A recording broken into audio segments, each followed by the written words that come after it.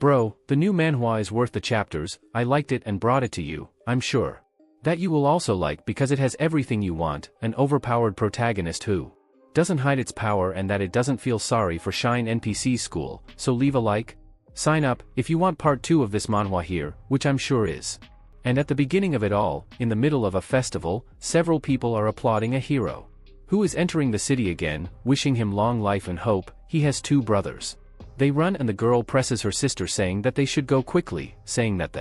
they'll end up missing the hero's parade, but the girl tells him she's tired. But he asks her to hold on a little longer, as he said they should have gone out more early. That as he runs, he passes that man who was coming, but when arrives at his side, the boy stops, and his sister asks why he stopped if he wanted to go quickly, and when she looks to the side, she notices that person and tells the man that the stop is right there, but the boy tells her not to look at him, saying that that man is the black magician, and she questions this without knowing what it is, and the boy says that he is cursed. So time later, in the castle, a woman looks out, when notices the arrival of that man, and realizes that Minout has returned, and he says that with that, the last thing that threatened, and Wade died, so she says she thanks him in the name of the Empire, but he just says it's over, and tells her to keep her promise right now, and she doesn't know what to do, but says she remembers the promise he did to him, and tells him not to worry, calling him Minout, but says he should call him Kaminjo, and so the boy takes off his hood, demonstrating that he has a cool face. Dead fish, and she says she will tell him again, saying that the wizard class black was not given to him because he hated him, because the boy says he hated her a lot because this, and she continues saying that she is very grateful to him for having worked under of the cloths for the Empire. She says it was a little problematic, and says that people in Isgard they have a bad perception about black magicians like him, but he says he did a huge contribution so that they can have a new vision, and he says he will ask at him one last time, asking if he really wants to go back to his original world. And he says yes, telling her to stop the litany and send it to him at once, saying that the only thing he wants now is to go home, and she says that if he chose to stay there, they could compensate him for all the horrible treatment he received. But he tells her to stop making those jokes now, and she says it really isn't a joke. Then he asks what she would give him, and she is a little unsure, and he says that later to force you to stay like this and do various things for them, as they would compensate you. And he asks if she wants him to stay there as if nothing had happened, and he says who really wants to know what she could give him, and she says that she could give him everything she could was within your reach. Girl, you don't raise a flag like that. The guy is walking, suffering prejudice and killing a monster. Do you promise anything? And she says that without him, the Empire would be lost, and then asks her to give him chicken. She is a little unsure, and also asks for pork fillet, and he asks if she knows what is that, or that the food there is rubbish, saying that there are only sweets full of calories. And asks if it looks like food, wondering why he would want to live in a place that you only eat that junk food, and she says she can try to improve that in the future. So he agrees that she can try, but says that she will also want a very good computer. Fucking a very fast internet too, saying that you have to beat the game dungeon power before he becomes an inactive user. She tells him to stop, asking if he can't to ask for something that is in the Empire of Asgard, and in this she gives up, saying that everything is fine. She says that she is going to do the return ritual, so he goes to the room where he appeared in that world, and says that it has been a long time since he appeared there, and says that he really hates that place, and so she tells him to stay in the center of the circle, in the exact location where he was summoned, and so he stops there, and she begins the ritual, and says that he will first undo the saint's protection. Then he takes off his glove, saying of the saint's protection, saying that despite the name, it is nothing more than a collar to do what that bitch says, and he says that finally that thing will leave her body, and so she starts to withdraw, and says that she doesn't really understand him, saying that he gained a lot of power there, and still earns our 15 and honor in the future, and asks why he wants to give up on all this, and the boy says he doesn't care, asking if she isn't worried, because she knows he could kill him as soon as it comes out. So she says that she would simply accept all of this, as everything only happened because of her, and after remove that thing, she says whether he kills or not he should do what he wants, but he says that if he chooses not to kill him, they will soon end the ritual, and so he will be marveled at that, because he is finally free from his bonds. And she continues talking, saying that he will now take away the power he gained when coming to Isgard, saying that it would be very dangerous for him to return to his world with this power, but then he launches his magic, grabbing her neck, and she questions what he's doing, and he says That power is yours, asking if he really thinks she's going to take it from him, and says that giving up that power is stupid, and so he throws her to the ground, and she says she understands what he wants, but he says that black magic can consume him in another dimension, so when she looks, her eyes widen, because he is opening a portal to another dimension, and she wonders how he managed to open the portal with black magic, and she tells him, stop saying that moving between dimensions is not something that can be done easily. And the boy says he knows, and that's why he's practiced hundreds of times, and he says that is the true nature of black magic, telling them they are strange, asking why they divided black and white magic like that, and says that the essence of two is practically the same, and he says that before he goes he will give you something, sending. He gives her a big middle finger, saying he hopes he never sees her face again. Her bitch again, and she keeps telling him to stop, but he just walks away through that portal, and she stays behind hitting the ground, asking if he do you really think it's going to stay like that, calling him crazy, and he in turn appears on his home again, still with his powers, and he is discredited, as the journey from dimensions worked, and he says he finally returned, and when he looks to the side he catches his cell phone, saying he missed it, then he sees his game which one he wanted to play. And it is discredited that he actually returned to this place, but when he notices it is no internet, and a few moments later some soldiers appear getting into position. They ask if that is the place, and one of them says yes, saying it matches the instructions via radio, and he talks to Lieutenant Choi In-ho, asking if he could at least tell him what happened, saying that ordinary soldiers like them on a mission is a little strange. But even the lieutenant doesn't seem to know what's going on, telling him to ask to someone else, and so they start to catch their breath, and go after the target they're looking for, and when they notice it's just Kim walking down the street, talking that it's been 2 years since he was summoned for that shit, and he says that just thinking. At this he gets a little pissed, saying that thanks to current technology his cell phone is still alive, but he asks how the internet works now, as he cannot access nothing, and also wonder why there is no Wi-Fi in the neighborhood, asking if businesses weren't supposed to be open at this time, then everyone wonders what. That's it, noticing that it's a civilian, so the boy continues saying that stopping to think, he stayed on Isgard for a long time, and he wonders if so much has changed. It was only during those 2 years that he stayed away, and seeing the guy walking calmly, the soldiers wonder if they haven't restricted civilian access, and he wonders what the guard is doing, so they call him, and Kim notices that there are people there, and is surprised by the army being in a residential area, and he says they must be in training, saying that they must be normal things nowadays, but he asks if they couldn't choose another place besides there, and he says it was bad, saying he's going to get out of there, but the soldier shouts to the boy, telling him to get out of there, as the monster is attacking him right above, and when he looks to the side, he's almost getting hit, and the boy, seeing that, he wonders why he turns into a can that isn't even worth a punch there, but he notices that his demonic energy has completely depleted, so he stops the monster with his own hand and hits his face on the ground, and all the soldiers are surprised with that, and the boy, not happy to catch the monster with his hand, kills it with his bare hands. And the soldiers are scared, and he asks the dog if he thinks he is failed just because he can't use his black magic due to lack of energy. Demonic, and says that even if he becomes weaker, he is not at the level where ridiculous mountains that not even he can defeat, and saying this, he remembers the horror that he passed Isgard, and says it reminds him of strength training, but then he looks to the monster and is asking why he appeared in that world, and when he gets up, he talks to the soldiers who are filled with fear, telling him not to come close, and so, a while later, he is already in his car, and he says he doesn't know why he went so far, but they say he could be arrested for that, but they say that since the commander told them not to escalate the situation, they will just let him go, and asks if he really doesn't know what's been happening these days, and he says yes, saying that was living abroad, but thinks that to be more precise he was literally in another world, and he notices that this is not the Korea he knew, wondering what happened in the last 2 years, and he says that the phenomenon of dungeons appeared when he was around 7 years old, and dungeon monsters started appearing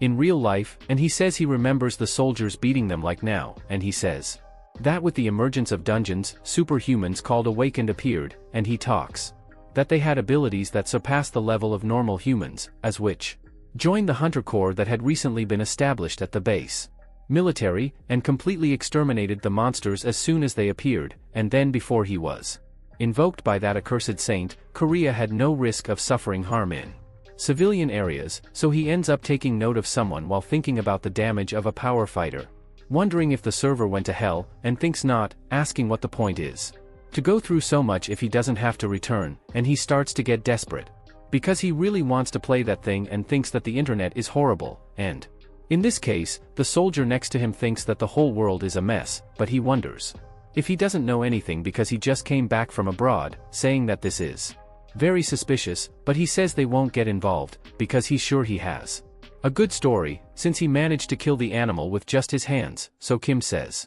With him, asking if people evacuate security, like game developers. Asking if you think it's still possible to get a job nowadays, like in a gaming company, asking only about games, and he also asks about the destruction. Building, like the server storage systems, questioning what happened to create this mess, and the soldier says that he will tell him everything he knows, and says that, although it doesn't seem like it, he's a huge nerd in geology, so he asks if they study things like this at university, and he says it's harder to find universities that do not teach these subjects. Then he says that the reason why the situation became this bad is because of the strange phenomenon that began to spread through the D'Angelos 2 years ago, and he says that one day the D'Angelos started to appear much more frequently. And they started to get bigger too, but the biggest problem was the growing number of giant monsters that kept coming from these strange things, and he says that because of as a result, the army could no longer control the D'Angelos, and the situation reached the point of having to blockade some civilian areas, and he says that since then the army has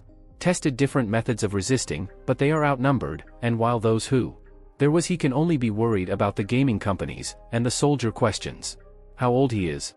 And he says he thinks he's 21, and the soldier says that means that he should enlist soon, saying that half of his 20 years are in prison. Evaporate, and he asks about half, wondering if it wasn't 5 years for the corporation of hunters and 3 years for common troops, and the soldier says that how the situation got worse. In recent years, all troops now serve for 5 years, speaking that not just the corps of hunters, and if he is 21 years old he probably already has his enlistment card, so boy is surprised because he is 5 years old, saying he was going to play dungeon or power fighter after to return, and just banner and heal, but now he has to enlist for 5 years, and he is very angry about it, but then he hears the announcement of the nation's call. And he keeps wondering what this is, and when he reads the message he notices that it is the X Division enlistment date notice, and he notices it's tomorrow, and he wonders if they float like that nowadays, saying that the team is perfect, and the soldier. He says he's going to Kangwon-do, but he wonders why the hell he signed up without any physical assessment beforehand, and questions the point of warning one day before the enlistment, but the soldier says that he warned them that they are short on people, so usually the physical assessment is carried out directly at the training center, and when notified, he's sure he saw it late, and asks why he doesn't go to the lawn house nearby from the evacuation center and checks again, and so the boy is surprised, and says that when his parents showed up, he holed up in his house and played, then he went summoned to Isgard when he was in 12th grade, without even one friend, and he starts talking about the forgotten paradise of humanity, saying that it through them houses are the best, and he almost cries seeing this, and he says he would like to thank the head of that establishment for working in such difficult times, and while he plays all excited he asks the attendant and brought a hot dog, which she questions how he can eat so much, and after playing enough he says that he started looking for news, and he notices that everything that soldier said was true, including the enlistment date he was notified by administration of the armed forces, and he states that as he said in the message, it was tomorrow, Isgard des powers, he would be able to clear all the dungeons alone, but he says that for some reason his body is completely exhausted of demonic energy, which is the main source of black magic, but he says it doesn't is that he is defenseless now, and he can probably still clear all the dungeons alone, and then he finally realizes, saying it's perfect, saying he's going to resolve this on his own, and the next day he goes to the barracks eating skewer tranquilso, and says that there are a lot of people there, and everyone is crying and worried, and he notices that everyone is depressed, but he remembers that they said the army isn't like it used to be, and wonder if it would be as rigid as Isgard, and one of the superiors inside is already starting to ask them to fix it. His posture, asking if they came there for a picnic, and he talks to those metas, asking why they are moving like slugs, and he starts sending all of them to keep their heads straight, also ordering them not to look at the person next to them side, and they start with a bunch of rules that don't make any sense at all, but in Keen's head thinks that those destroyers are really cool, so one of them says that. Before starting his schedule, he tells them to raise their hands if they wanted. Sign up for the hunter comparison and didn't get the chance, and he says how. They know, the treatment of hunters is exceptionally different compared to the regular troops, and he says that the starting salary is 3 million won, so he wonders if there is anyone who wants this, and says it was a formality. Sends. They didn't worry, and when he was going to continue the matter, one of the men. He says he has a volunteer, and seeing the one with his hand raised, he tells him to go to forward immediately, so Keen Min, who doesn't care about attracting so much attention, digs his foot into the ground and just jumps up there on their side, and so the two of them. They are surprised, and he says he is recruit Keen Min Jong, saying he would like to join. Register for the Hunters Guild, and so in the past, in Inya Gardino Kenil. Forgotten, Keen Min is talking to someone, saying that that black magician job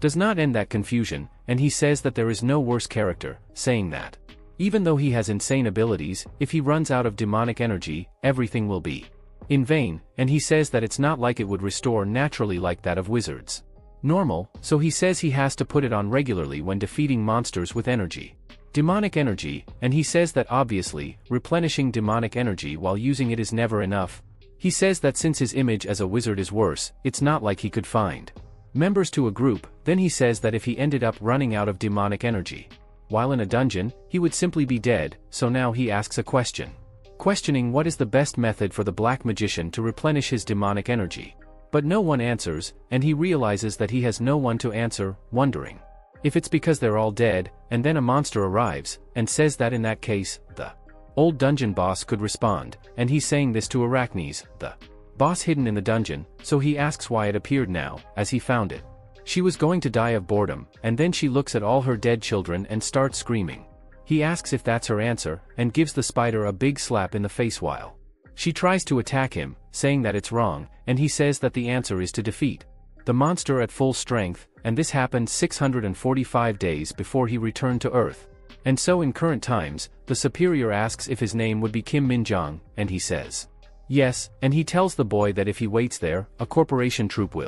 of hunters will appear, and he thanks his superior, and he says that I think the boy is very excited, asking if he has any special reason to apply for the hunting guild, since things are pretty bad in those days. Several members are returning to the normal army despite having special abilities. And he says yes, saying that he has unfinished business in the dungeons, and so the atmosphere becomes shit, and the guy starts laughing saying he's funny, and he tries to give a shit, pretending to be talking shit, and the superior thinking he's funny says he won't charge the floor of the auditorium that he destroyed, and all he can think about is sending that old man shut up. After all, he's not joking, and he says that all the dungeons that appear in Korea they are administered by the army, and he says that whoever has priority over to them and the subjugation of the monsters is obviously the Hunter Corps, and they are units of highly skilled individuals, where ranks rise regardless of your period of service. The only thing that matters is that it proves your abilities, and if you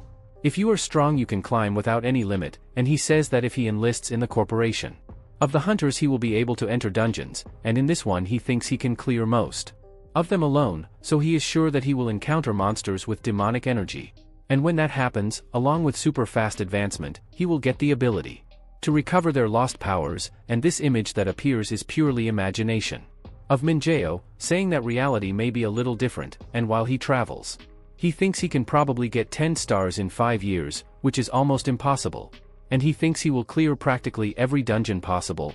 And he also imagines that your little game can relax and develop the fourth awakening, and he will become a hero public with a high salary, and thinks that this is the perfect plan. And then the official arrives, saluting him, saying he was Sergeant Lee Sung Ho from the Hunter Corps, and in this case, the superior who was there says that he is the recruit they reported, and Minjeo is surprised that the battalion commander is speaking formally with the sergeant. I'm not going to call him Minjeo, not because it seems like Minjeo is connected, I'm going to call him Kim Min. Really, Kim Min? And the sergeant asks if he really has hunting skills. For if he awakened as a hunter, he should be able to open a status window. He asks him to tell him all his statuses, and in this Kim Min is wondering what's wrong with him. Wrong with that guy, wondering if all the people in the Hunter Corps, they are like that, and he says that everything is fine, saying that if they tell him to do it, something in the army, he has to do, and says that thinking about it he also had a window of status in Isengard, and says that he barely used it at the time because it only gave you values. Numerical values of his stats and abilities, so he wonders how it works there, and when he opens his status window, he gets scared. Then the sergeant asks what happened, telling him to tell him what he sees, and then he turns to the sergeant and says that Lee says that there is a mistake, so the sergeant is surprised, asking if he is making fun of him now. So, somewhere in Gyeonggu, at the Hunter Corps training center, a man speaks to your subordinate who hasn't seen you for a long time, and thought she wouldn't find you there. Then he asks Asura to sit down to talk, and as he had called her of a hunter, she says she is not one yet, because like everyone who enlisted, she is a mere recruit, and she says that perhaps it is presumptuous to say, but if he called her there because of her father, she does not want any special treatment during her period training. Then he says that he must have given the wrong impression, as this is not has nothing to do with General Song, and he says that obviously she won't receive any treatment special during their training, which isn't even like the Hunter Corps were an easy organization, and the girl lowers the ball a little and becomes embarrassed with his action, asking why he was called, and he says that a well-known newcomer enlisted, so as a training commander, there's no way he wouldn't show interest. And he says that she will be busy soon, so he wanted to say a few words of encouragement before that, and he says that it couldn't have been easy to choose whether she be like a normal soldier or instead of an executive, and he says that they are always understaffed like her in the field, so thank her as a citizen of that nation, just like a soldier, and in that she thanks him for the encouragement and thinks that she is very embarrassed. And then the officer looks down noticing someone arriving and says he received a report funny earlier, saying that maybe she'll get an interesting companion, questioning if she wants to visit him, and the girl is in doubt about it. Meanwhile Kim Min look at the facilities and think how much money they put into it, saying that that installation is no joke, and he wonders if they have an internet connection house there, but the lieutenant in turn tells him not to get so excited, saying that enlistment in his Hunter's Corps hasn't been decided yet, and he says that since he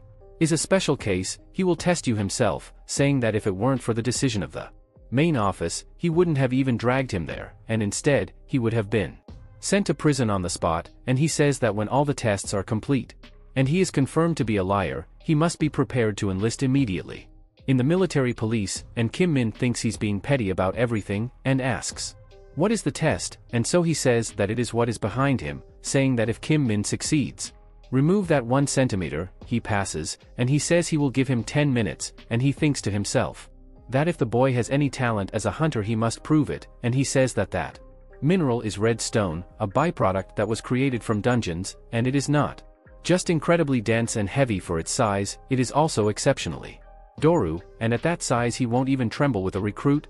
Then Kim Min asks if that's all, saying that he's relieved that the test is simple, and the lieutenant is very pissed off at the boy's boldness looking at him, and thinks there's no way to check someone else's status window, and there have always been damn people who try to take away advantage of the corps of hunters with mediocre skills, and he is left wondering about what they told him about him jumping 5 meters to the podium. Damn it still. So his status window has an error, and says that they are a big lie. So the officer who was with INCO arrives there, saying that it was the boy he spoke of, saying that apparently he showed incredible physical abilities in front of the commander of the battalion at the recruit training center, but his status window says that there is a mistake, and says that he never heard about things like the training commander of the Hunters Guild, and he has high hopes to see how unique the recruit will be. And getting close to the stone, Kim Min thinks that that is the thing that was spread throughout all the Dangelsen's guard, that ridiculously heavy mineral, and says that with that size he can easily push, and in that he just throws his hand back, and everyone is in doubt about what the boy is going to do, and he gets ready to leave one hell of a punch, thinking that maybe there's even some demonic energy inside her. And when he punches that thing, the rock explodes into thousands of pieces, and he thinks he's going to. It's bad luck if there's nothing in there, and seeing it break a conical thing, just what they think is crazy, saying he's a monster. And a while later a of the recruits thinks there is something wrong there, saying that before he came back and decided to join in the army he already knew that training was not normal, and when training ends, they immediately go to real practice, and it's 4 weeks of training like a duent. And he says that in the first training he put the bag of rice on his ankle, then it happened 6,000 steps with those weights, but it is said that it didn't seem like enough after seeing how long it took. He scored, and he says that the existence of that crazy assistant was something everyone expected. because that crazy training of his only made his energy improve, but he bets that if he were a soldier today he wouldn't be able to handle that, and he also says, obviously wondering what the fuck is the one, saying that Kimmy is crazy and he keeps running with everything and thinks that his body is still light, wondering if without those weights he could fly, and he says they said that training for hunters would be hell itself, but if he were to compare that to the days he went to Isgard, that is heaven, and he says that not to mention that the food there seems more a banquet, and he says that more than that, saying that everything they have to do during the whole day has already been written, and he says he has free time, and he also thinks that there is a computers, saying that as long as he sleeps at the end of the day there wouldn't be a curfew. And he says that after enlisting he just needs to stand out a little more and use that room. So he says he can exercise, eat delicious food, and the salary is also good. And besides that he can even play, and then he starts laughing saying that he will be a great hunter. The soldier says he is very quick, wondering if this makes sense, but the other says he doesn't even ask. Meanwhile the lieutenant sees that crazy guy coming running with all his might. And arriving at the top he asks if it's over, and the lieutenant is surprised, asking what that kid is doing, and he says that everyone else takes more than one time to go up there, and it hasn't been long since he entered. And then Kim Min looks at the sergeant and asks if he remembers what he promised, saying that if he finished in less than 30 minutes that he would give a free pass, and ask how long he thinks it took, then receiving the free pass. He is very happy and leaves, and the lieutenant is happy, wondering how long it has been since that a hunter in training got a free pass, and he says it doesn't matter that he has more strength or energy than the others there, saying that the most important thing in the hunter army is knowing how to kill a monster, and he will keep an eye on Kim Min. And after a while all the soldiers, they go to their dorm, and looking at their status sheet, one of them notices that their energy has increased at one point, and everyone is excited to see their status window too, but Kim Min is wondering if he heard wrong, because he was happy because of a single point, and he says that he lived in Isgard, the normal thing was to increase at least 10 points, and there Wilson says he saw that he got a free pass, asking where he's going to use it, but Kim Min asks why. He wants to know, and they say it's just curiosity, saying that the other assistants were telling a story, saying that it seems like it's been a long time since Sergeant Lee Sung-hong doesn't give him a free pass, so they ask if he has exercised a lot, saying that he is very good. But as they talk Kim Min is surprised, wondering if these people are laughing and talking with him right now, saying that when he was a black magician and lived on Isgard, no one even did eye contact with him, and he reminds himself that this is talking, saying that it's more boring than I was waiting. Then one of them starts saying that there's a computer room there, but the other says that they don't have the power to go there, and when Kim Min hears him running out to go to the room, wondering if he's only talking about it now, and when he picks up the computer, he realizes that now he's more relaxed, and says that his free time starts at 9, so he only has to sleep 2 hours before waking up, and he says that when he was in Isgard, sleeping for 1 hour was already too much. So 2 hours should be enough, and he says that this way he can spend all his desire to play like Lou like he always wanted, and a while later they are taking a walk that looks more like a race, and very fast, as they need to do 40 kilometers in 2 hours, otherwise they won't take coffee, and Kim Min is happy about that, because he completed 10 levels just yesterday, and one of them asks the boy if he didn't get sweaty at all, but he says it was just a walk, so he wonders if is he really playing those last 4 weeks and only sleeping for 2 hours, wondering if he is a monster. But Kim Min starts making fun of him, wondering if he's worth calling her sweetheart if he gives water, and the guy says he was just talking about his monstrous energy, but he starts giving water as if they were Pilatinhos. Then the officer arrives, drawing their attention, and says he wanted inform them that the commander is very disappointed with everyone, and says that with a few weeks left training he knows that many will not pass, and compared to the other platoons the capacity of the soldiers there is very weak, and says that because of this the commander is very worried. And Kim Min wonders why he's speaking in third person, so the commander continues, saying that if they pass and go to the central base, they will die in a month, and he questions whether with that current will and strength they think they will pass the adaptation training dungeons, and Kim Min wonders what this dungeons adaptation training is, and is told normally, dungeons disappear when the monsters inside them die, but there is something rare, dungeons that have not yet disappeared, and it says that in these cases the dungeon undergoes some changes, causing its structure to change, and you can gain a lot of experience through that dungeon, which makes them perfect for a boot camp, and the practice training takes place inside them. Dungeons adaptation training, they are surprised about this, as it seems quite dangerous.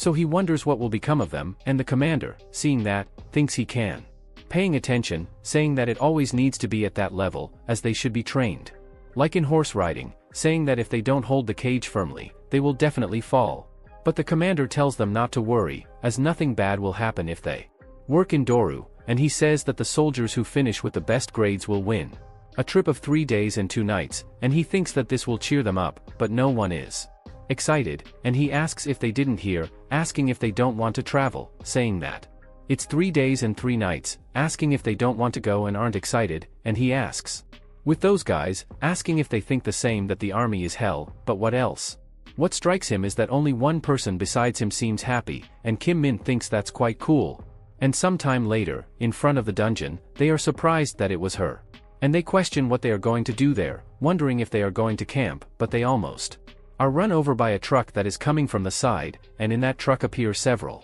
eyes. They notice that they are hunting dogs and are scared by the monsters, saying that it is the first time they are seeing them up close, but Kim Min wonders if it is something to be scared of, that they are the same as Maltese or Chihuahua, and at that the commander shouts at them asking if they are scared, saying that those are the monsters they will face, and they keep questioning themselves if he wants them to face this, and he says that now they will form a team of 4 recruits to enter the dungeon, saying that all teams will have 1 hour to defeat a hound and return there, and he says that if they get hurt, they should strengthen their cores, and if they are sick, fear, they should just use their brains and fight with their spirits, and so everyone. They sell themselves under free spontaneous pressure, and he tells them to hurry up and put on these equipment, and the lieutenant says that they will follow one by one, that the equipment they will use is the MID-3, produced solely for the purpose of protecting the physical body, and is incredibly heavy and crudely designed, and one wonders if they give nothing stronger than that, and the other one starts to shake at the base just from the weight. Meanwhile Kim Min thinks that there is no effectiveness to comfort, and says that they designed it just for defense, but keep thinking that they must use it too much since it is so expensive. After all, he can smell everything world that used that thing previously, and says that it is an object with a disgusting aura, and says that didn't like that, and in that case he goes to the lieutenant saying he has a question and asks if they defeat those who hunt him quickly, they can take off those suits, but the lieutenant asks the boy because he's so arrogant, but when he sees it's Kim Min, he says he can take it if you want, but say that this is a training and team session, and he can't overcome himself. Everyone, and he is excited to see how recruit Kim Min Jun will take care of his teammates. He keeps thinking about this training session and team, and they keep wondering how they will defeat those who defeat him like that, and he sets out to think of a plan, but Kim Min, he says it's simple, he just has to tell them how to defeat those who hunt him, and he gets their attention of everyone saying that he will tell them his plan, and he says that those who hunt him will jump at them with the intention to kill, and when they do that they must not be intimidated, and just take their legs and break them his back halfway, and he says that if they got that far, they must be dead, but if they are alive, then they must bend their backs in the opposite direction, and break them in the kinda, like they would do with Kim. He asks if they understand, but the guys ask what? That's shit, disbelieved with what he's saying, and so the lieutenant tells the officer to let him go. The dogs, and they quickly enter the portal, and one of the soldiers is surprised that they went directly to dungeon, but Kim Min says that they were captured for a whole day, and the house theirs disappeared, so why wouldn't they do it? This recruit friend of yours realizes that he has, and asks how he knows the psychology of monsters, saying that he is a master, and he thinks about everything. What happened to him, noticing that he was almost like that, so the lieutenant goes to them, asking, why are they joking and laughing on those hallowed training grounds, asking if they want to die, and they obviously say no, but he says that the lieutenant has already decided, because the team entering will be theirs, and they are scared by it, but they end up having to enter, and Kim Min says that this is a good thing, because if he can get out of that heavy, dirty suit as soon as possible, he would be grateful. And then one of them asks if he's serious, and when they enter, the lieutenant tells the security team instructors, saying that the training has started, ordering them to be on standby, and they must control the situation if they get out of control, and the recruits are in danger, and so one of them understands the message and says he will stay ready, but when he looks to the side he sees the team, and one of them tells his companion that Team 4 entered no other group, and he asks if has something to report. He just says that the damn thing is with them, Kim Min Jong, and so they get mad because he was there, the subject of special treatment, and says that the recruit who showed the most powerful powers prominent in that round, so he says that his grades in the last 4 weeks have been incredible. But he wonders if he will be as prominent in the dungeon. Meanwhile the wolves begin to look them from afar, and starts to look around the four, and he realizes that they are ready to attack, saying that they're definitely impatient, and Kim Min thinks he can end it by hitting them in the head as soon as they attack, but he notes that the other companions will not gain experience from this. And he says he is very attentive, and then he tells his companions that the wolves are coming. They question what he is saying, and he says that of course they are the enemies. And they are scared by this, but he tells them to stay calm, because those protective suits are very strong, and seeing that everyone is shit, he says he will take the lead, asking who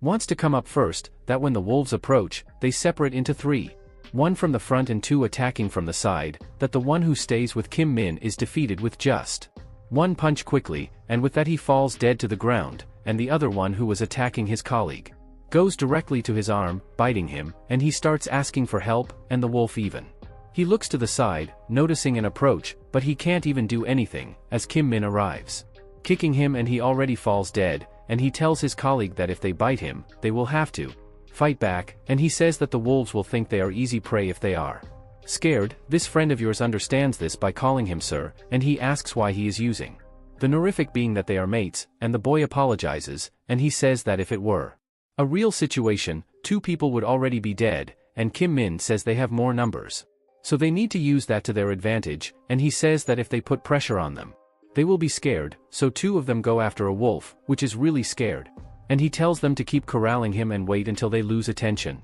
And then the 2 structures that were watching from the outside wonder if he is really just a recruit, saying that they normally recruit scared, so they wouldn't be able to do anything after lost concentration, but because of Kim Min's leadership, they recovered from their fear. And seeing that act seen from their eyes, they begin to wonder if the corporation sergeant returned to the time before his enlistment.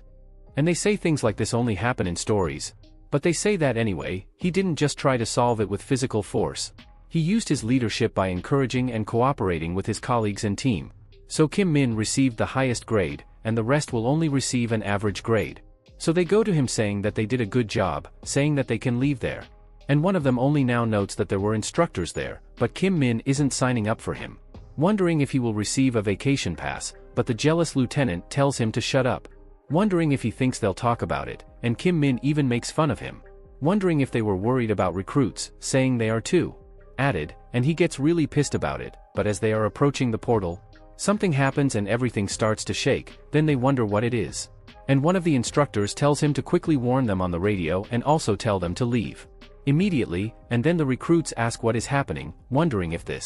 it's been an earthquake, but Kim Min says it's not an earthquake, it's a dungeon transformation. And she is transforming at that very moment, so they question what happens next. But as he speaks he notices that the exit is closing, and with it closing on its own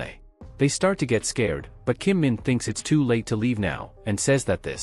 it's not good, and the 2 examiners are also scared, because the radio doesn't work and the dungeon transformed very quickly. He says they had more than a month until the structure changes again, and they question why, but then he calms down and thinks about evacuating first children to a safe place. Bro, the guys are an army at 21 years old, kids I don't think so. Fits very well there, so they talk to the recruits saying that as they can see there was an unexpected occurrence in the dungeon, but they have nothing to worry about, as they will wait for an hour at the place where they are to see if the entrance opens again as mentioned in the manual, and they are surprised by the fact that they will be able to get out if they wait an hour, and they start to be relieved, because they thought they would be trapped there, and they were very scared, but their faces. The structure reveals that that's not all, and he starts saying that he's sure they're to enter from the outside too, saying that the lieutenant will make the best decision, saying that what's left for them to do is wait calmly instead of panicking, but Kim Min asks if it really is just that, saying that the reason they were training there was because they had sure that dungeon wouldn't have any unexpected situations like that, and he thinks that it's quite sinister how the entrance to a dungeon that was always open closed by itself, and in that the instructor runs to talk to his companion, and Kim Min thinks that as he expected, the structures are aware that the situation is not good, and he soon imagines that they reacted calmly. But there's a good chance that there isn't a manual for such situations, and it says that if this dungeon is turned into a closed dungeon like he's thinking, maybe it's harder to be complete than he imagined, and says that there was something similar to this in Isgard, and he says that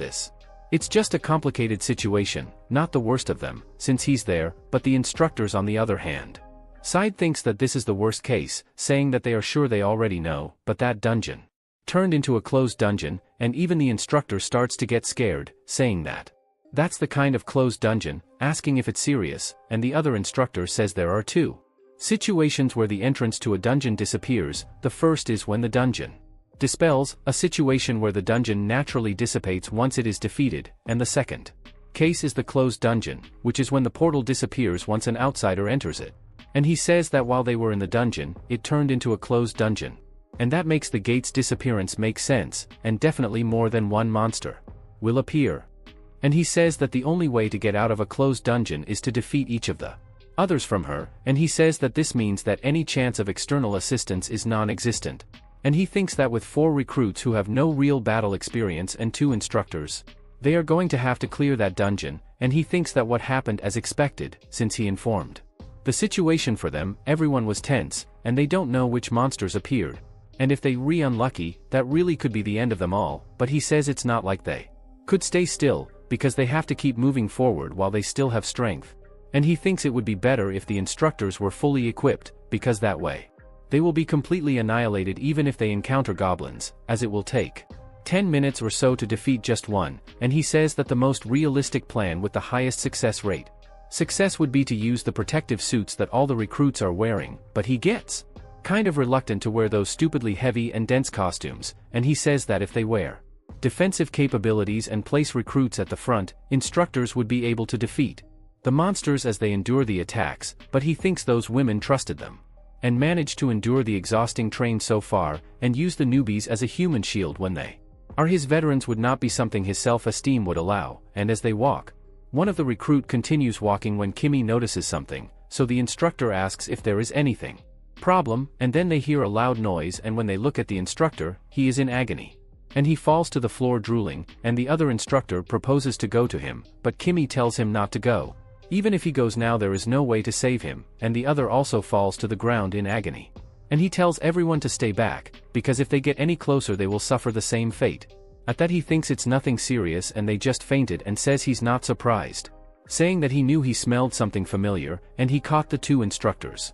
and throws it back at the recruits, telling them to pick it up, asking them not to leave and stay close to the exit, and the bald recruit asks where he's going, saying it's dangerous, saying that even the instructors fainted, saying that he could die, and runs away from them, but Kimmy continues to think that he is very excited that could die right now, saying that it exists on Earth, demonic energy, saying that this was the reason the instructors fainted. He says that it is no surprise that the awakened instructors fainted, saying that even guardians are covered by protective protection special, which protects them from demonic energy so that they can face the monsters. But he says that it is much more fatal for normal humans, but demonic energy for magicians. Black people is the equivalent of a charger for a phone without a battery, and so it reaches the deep in the cave, assuming that this is the source of the dense demonic energy, and he thinks he is quiet, and he can't find any traces of a monster anywhere, but he looks up asking to the monster if he thought he could really release so much demonic energy, and continued hidden when he is with another black magician, and he says that he never dreamed of finding a hunting dog there. Shading, and he says that you can't assume they're the same monster just because they have the same name, as they are an indescribably stronger species than a normal hunting dog. And he says that the first time he found his was a year after being summoned to Isgard. And he almost died because he had never seen a monster like that, and because he hadn't seen a monster like that in the past land he tried to attack him, but it was a bad idea. So he says that anyway he is happy to see a similar face, and at that he simply throws a punch, thanking him for the food and throwing the monster away, but after defeating it he thinks the smell of blood is still there. It's disgusting, and think about that immense amount of demonic energy that comes out after death. And thinks this is why darkhounds are so difficult to kill. Defeated, and says it's because he has the poisonous blood that makes human skin rot when it comes into contact, and so it sucks all that demonic energy, becoming increasingly stronger and stronger, but says that of course none of this applies to black magicians, and he thinks he makes a time that you don't feel so tense, and say that your cell phone has 5 batteries. And he remembers seeing a demonic dog in Isgard, and asks why there is one of those there. Because he thought that the monsters there on Earth were normal and herbivorous, but looking at the reaction of the others it seems like this is the first time this has appeared, and he says that even though he is in a camp training course no one was prepared for, and the possibility of him having traveled from another dimension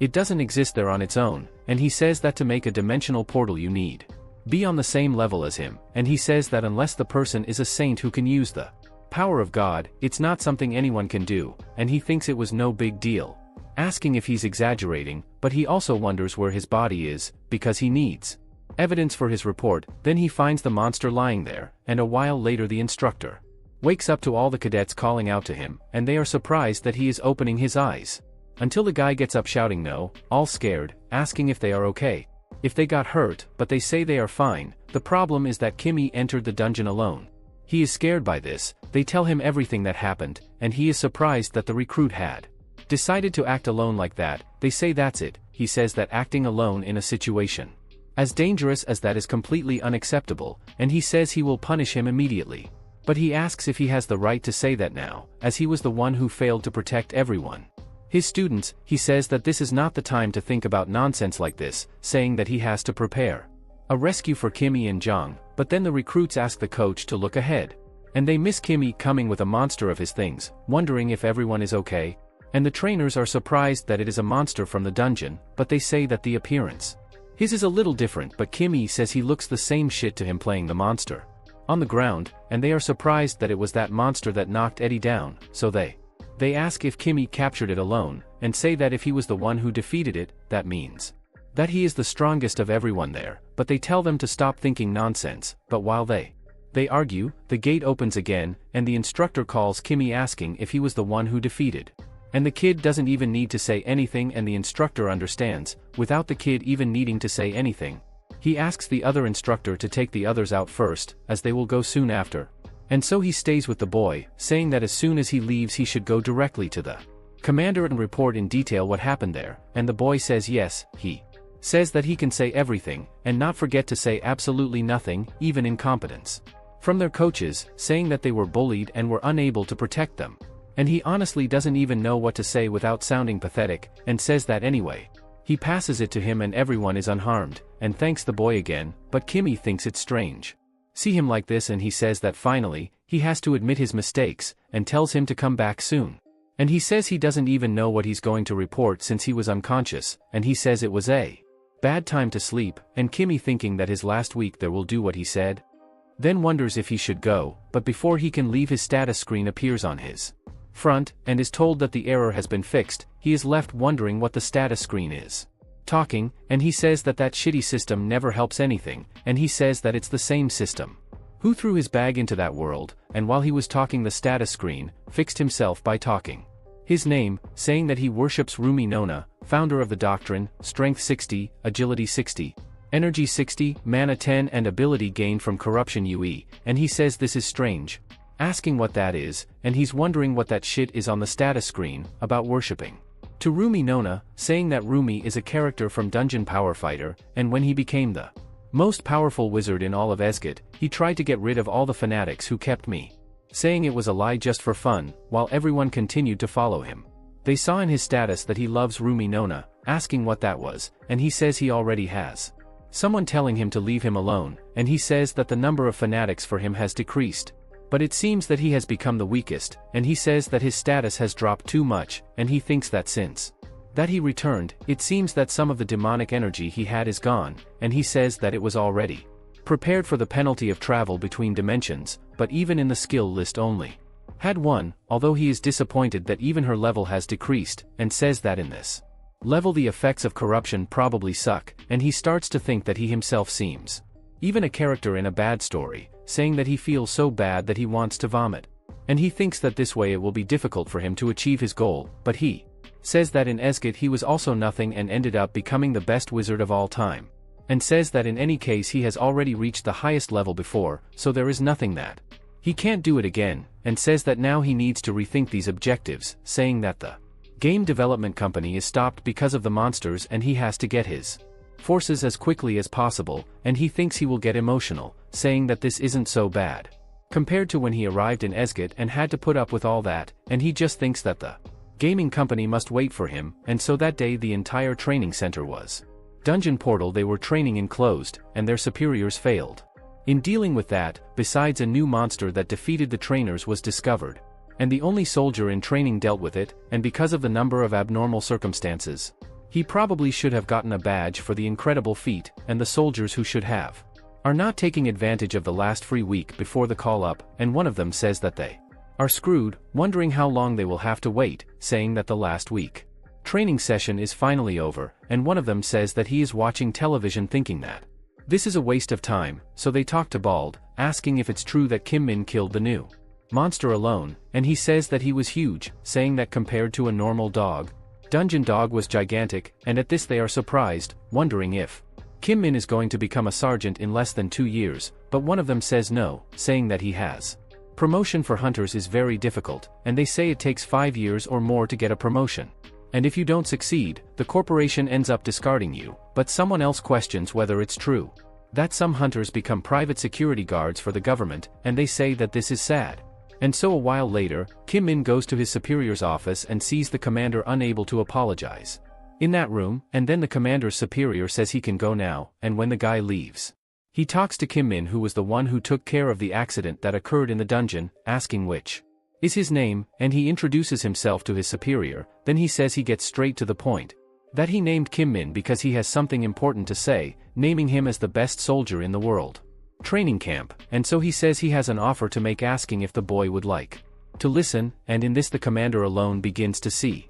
Kim Min as someone who has always been in front of everyone, and says that he, a human who is so above average, is something he lived enough to see, and says that he is someone who will be able to transform everything else. And Kim Min wonders what this guy is talking about, and the commander wonders if he's the one who will save him from all this, and he thinks that sending a guy as talented as him to once so common is a national loss, even more so when they are in need of more people in that place, and he talks about a boy saying he heard he has enough talent to receive a promotion, and says that normally soldiers who have just graduated can only do promotion exam after 1 year, but he says there are always exceptions in special houses. And the commander says that if he volunteers to be a hunter in the Shiro army unit in Gangu, he can give you the exception using his authority as training leader. Then he starts laughing, saying that if he goes there he won't have to wait for a year to receive the promotion, and says that it would be incredible, but that I don't react much just the way he was hoping, and he thinks he knows the kid wants the promotion.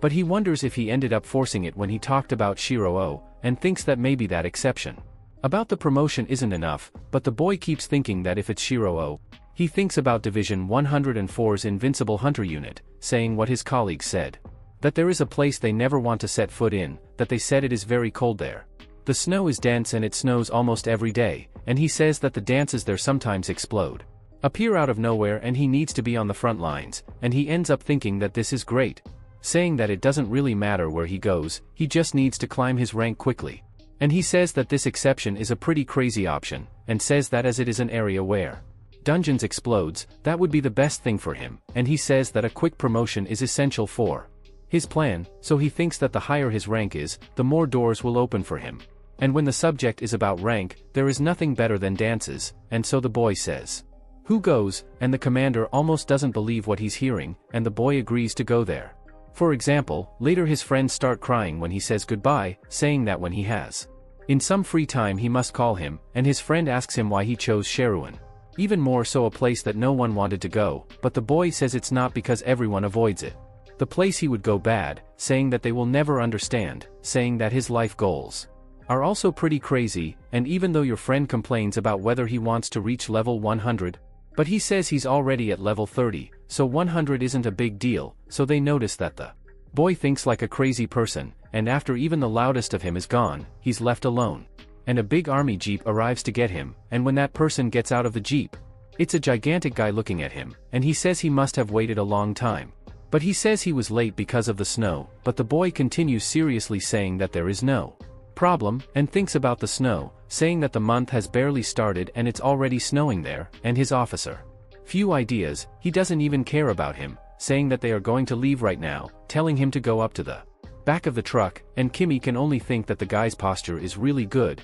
and in the back thinks that his life as a real soldier will begin as soon as he gets there, and he thinks that it will be difficult, but it doesn't matter, as long as he kills the monster, and says he only has one thing with that he should be worried, remembering all the cute things his friends did to him, and says that he was suffering from those idiocies that he only saw on TV. He says that he really doesn't have patience Something for that shit they did in the barracks, but he thinks he has to be more patient. Because if he loses his temper with the wrong guy he could end up being demoted to the brigade units. Then a while later he arrives at the Invincible Hunters unit, and is surprised seeing that place, wondering if there really is snow there, and so he arrives. In the control gallery, he goes after that man who was driving there, and he pushes Kim Min inside a room, introducing him as the new recruit, telling them to meet me and teach him how it works there. So everyone is happy that he's the new recruit, and asks what the deal is. Boy's name, and he introduces himself to everyone, and they get excited about the boy being there, saying that he must be the Kim Min everyone is gossiping about,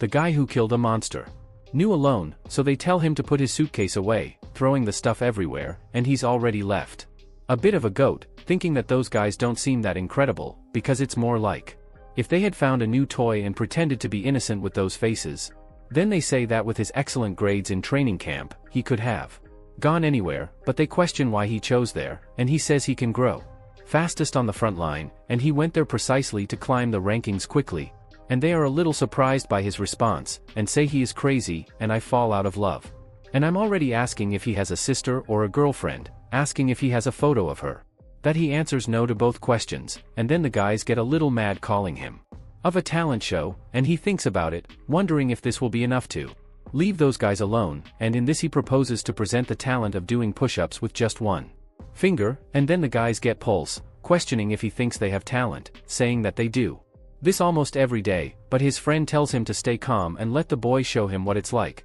And when they come here they are surprised, because the boy is upside down planting handstand with just one finger, and they wonder if there are any guys in their battalion who does it. Then they think of the one guy who might be able to do it, and they bet all moment, and he himself arrives at that door telling them to stop, and they already call the guy boring. And Kim Min recognizes that voice, noting that it is Sergeant Leon Sinho, and at that the two begin making fun of the sergeant, saying that he ended this game and still looks like an ass. And he wonders if he's training a kid to get a vacation, and asks how many days he got some time off this time, and they really don't stop making fun of the sergeant, calling him an idiot ass, telling him to open his mouth to respond, and he says he only gained 4 days, telling them stop smelling the bag and leaking from there, and they really start saying that he ruined their joke, and they seem to be quite mad at him, and he is too, and Kim Min notices that he actually left when he told him to, and so the sergeant lies down and starts messing with the cell phone, and Kim Min thinks you can see the indifferent guy on a mission there, and he doesn't even have that much time on the job in the army, so he calls Dong Jin, saying that his responsibility is that of the new Karen like this when he arrives, and so he complies with the order, and Kim Min is left wondering if he will be his trainer. And the boy comes close to him introducing himself, and starts whispering, asking what he thinks of them talking while they eat, saying that they are allowed to go to the exchange, and Kim Min asks if he really needs permission to go to the exchange, so the boy says you can take whatever you want inside, because he will pay, and then Kim Min asks if he can, because he usually eats a lot, and he says of course, telling him not to worry, because he has a lot of things, and in this Kim Min notices that he is very nice, but when he goes shopping for 300,000 won, and the guy doesn't seem very happy with the bill he's giving. And the attendant even asks if he is cold, because the guy is shaking with fear, and for a while later while they eat, Dong Jin tells him to eat slowly, but Kim Min asks if it's difficult for him to go to the store, because he said he got it like it was something big, and Dong Jin says, which normally only sergeants can use on the weekends when they are off duty, and says that he thinks he will be able to use the gym, but the computer room is only for cable or above. And then Kim Min is sad about this ban and thinks about being serious, so Dong Jin says that he must think it's absurd, but unfortunately he can't do anything about it. It's best for him to adapt, but then Kim Min asks if he can't use it, and he ends up saying that if he is a corporal he thinks he can't, and asks if he should really try, as he thinks it will be difficult, so Kim Min thinks it's absurd for them to put limits like that on everything, and starts thinking that he's really going to have to move up the ranks quickly, so Dong Jin says that it's not easy to get promoted. They're in the hunter army, and he says it's so difficult that every year he fails, and that's why this is his 3rd year there as a soldier, and he thinks this is humiliating, but Kim Min says no, saying that he will support him next time, but thinks that he will really have to make an effort a lot to be promoted, and so while they are talking another man comes making fun of them talking. He has a recruit and a soldier eating jaunties, he asks if they are going to eat it all alone. Dong Jin starts treating that guy with a lot of respect, saying that he can get it too. So he thinks he's as generous as ever, and that Kim Min is already starting to look at that guy with bad eyes, saying that they barely finished the conversation and that guy already appeared, and that guy. He says he doesn't particularly care what shit they're talking about, but he says he doesn't want to see it. He relaxed in shooting practice, saying he knows he's just a recruit, but asks if he knows at least shoot, and to that Dongjin says that explaining to him how shooting training works now. Even, saying that the shooting training there might be a little different from what he knows, and the guy starts asking again why he is wasting his time there, saying that he is his superior. But even so, she's buying lunch as if she were her mother, and at that Dongjin starts to apologize. He says he's very nice and that's why he continues to be a soldier, and in that Kim Min doesn't like it at all, but that idiot just showed up and is already trying to humiliate him. He thinks he is running out of patience, noticing that he can't, and begins to activate his black magic under the table, wanting to see if he can handle it and if the guy gets up quickly, and Dongjin complaining about what is happening to him. He starts looking at everything he ate and asks what is happening, and Kim Min starts to wonder if he thinks he's won, but he says, which is no big deal. He tells them to eat slowly and carefully, and he leaves there wanting to take a shit. And then Dongjin asks where he's going, and Kim Min thinks his skill ranking was very effective, and the crazy guy quickly leaves almost shitting, and Kim Min talks to Dongjin asking what he was going to say about shooting training, and he questions whether Kim Min has ever used a KX-2 in the training center, and one with improved ammunition. He says they use bullets with fire exit much stronger than the normal ammo, so when he fires the improved ammo, the weapon, he starts like hell, and says it's like a wild horse. The gun's recoil is different. And the sound too, and he says that there are usually a lot of monsters there, so it's important to know shoot, and he says it might be a little difficult at first, so he should relax while he's still. There's time to finish eating, and Kim Min keeps thinking about the wild horse, noticing that it's really easy understand with that explanation, but he says that he also used weapons like that when he was in Zigard, which was actually like an elephant, and making this analogy he thinks that it must be very easy to tame this wild horse, and at that he wonders if it starts tomorrow, but then Dongjin questions that he is the one, because he is anxious or afraid of the next day. So on the day they start walking, and they go to the shooting training center, and he starts shooting, and after seeing the damage he did, he thinks he made one mistake, saying it was shit, and so the instructor who was there says that the time ended, saying that he got 19 right and only got 1 wrong, and everyone is surprised by that, because the newbie managed to hit 19 shots, wondering if he is a shooting machine, or if he is just luck and a beginner. But they think that not even luck makes someone use that weapon correctly, and to that redhead says that his time was 14, and is surprised that he surpassed him the first time, saying that it doesn't make sense. And looking from above, according to the official support command, they think about his 19 hits, saying that so it wasn't just a rumor of him being the best in training camp, so he asks how he managed to do all that, and he says he only did as he was taught, but no one taught him anything. And so one of the instructors who was there congratulates him for the good work, saying he hopes he continue like this in the future, and he says he also hopes to see great results in the special training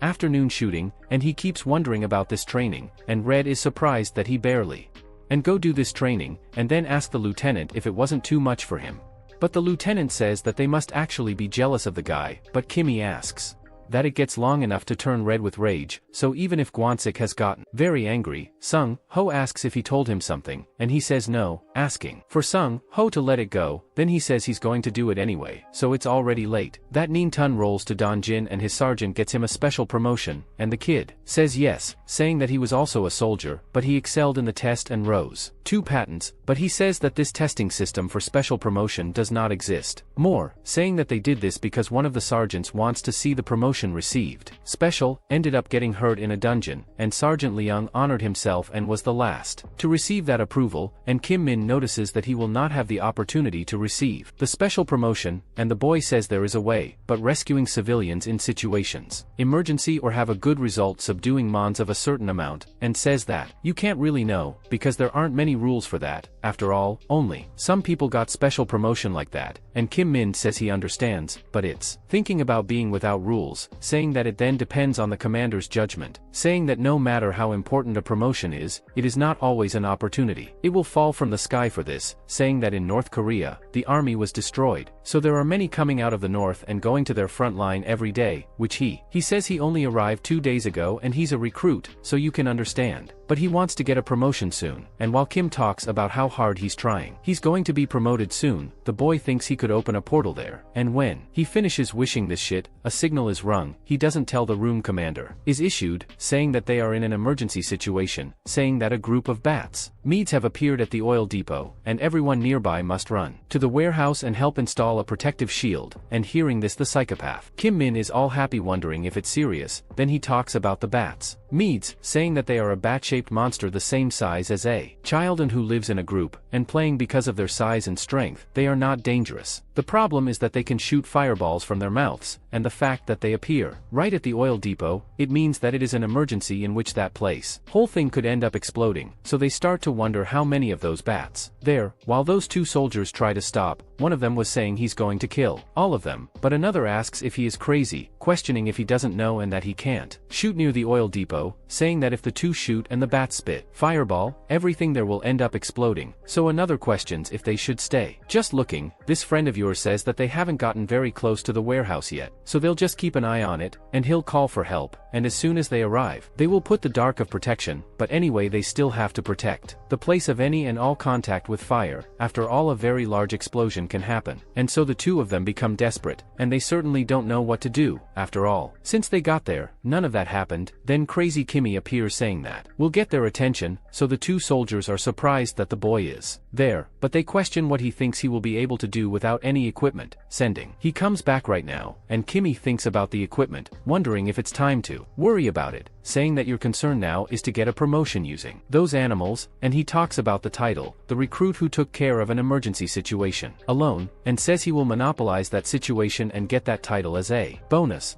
Then he wonders if it will be possible, but he remembers that one-eyed demon, which he killed, and thinks about how expected the bats began to react to his energy. Demonic, and says that they will all be yours, and the soldiers began to arrive slowly to the site of evidence, but when they look ahead, they wonder what is happening, and they betray scared. But another one who was coming behind questions what are they doing, telling them to stop talking and walk away, but they talk with Lion without honor, asking him to look forward, saying that recruit Kimmy is killing all the bats, and all without honor is amazed, but shouts at everyone, asking if they're just going to stand by while he deals with the group of bats alone. As Kimmy grabs one of the bats and rips it in half, he thinks it takes too long to kill one by one, and wonders if there isn't a better way to do this. But while he thinks, without honor goes to him, shouting at the boy, telling him to stop trying to play the hero and leave there, saying that he is not using any suitable equipment. But obviously, Kimmy shits because he's talking, because all the bats are going to be his, saying that he won't share it with anyone. But then he realizes that he is using it without honor, questioning himself if that's not what he needed. Then the boy uses his demonic energy once again to make another soldier start to want to shit himself, and without honor he starts to asking what's going on with her belly, and Kimmy, being as cynical as possible, goes to him, asking what's going on, asking if he's okay, and then he says that everything is fine, wanting to disguise it, but the boy wonders if he is really fine. After all, he is in a very strange mood, and without honor he tries to disguise it, saying that he will just get out of there, and the kid just takes his gun, asking him not to worry, because this will be over soon, and he's really happy to have gotten that electric baton, saying that now he's going to have some real fun. Then he starts making a wave of kills on that bat, and everyone is scared by what they are seeing. After all, he is killing all the bats alone, but while he is increasing his frag, a soldier looks up and sees that one of the bats is aiming its fireball directly at where he shouldn't, and in that he speaks to the other soldiers who had their weapons in their hands, speaking for them to shoot, saying that this time he allows them to shoot at that. They try shoot that bat, but the crazy Kimmy appears behind him, saying that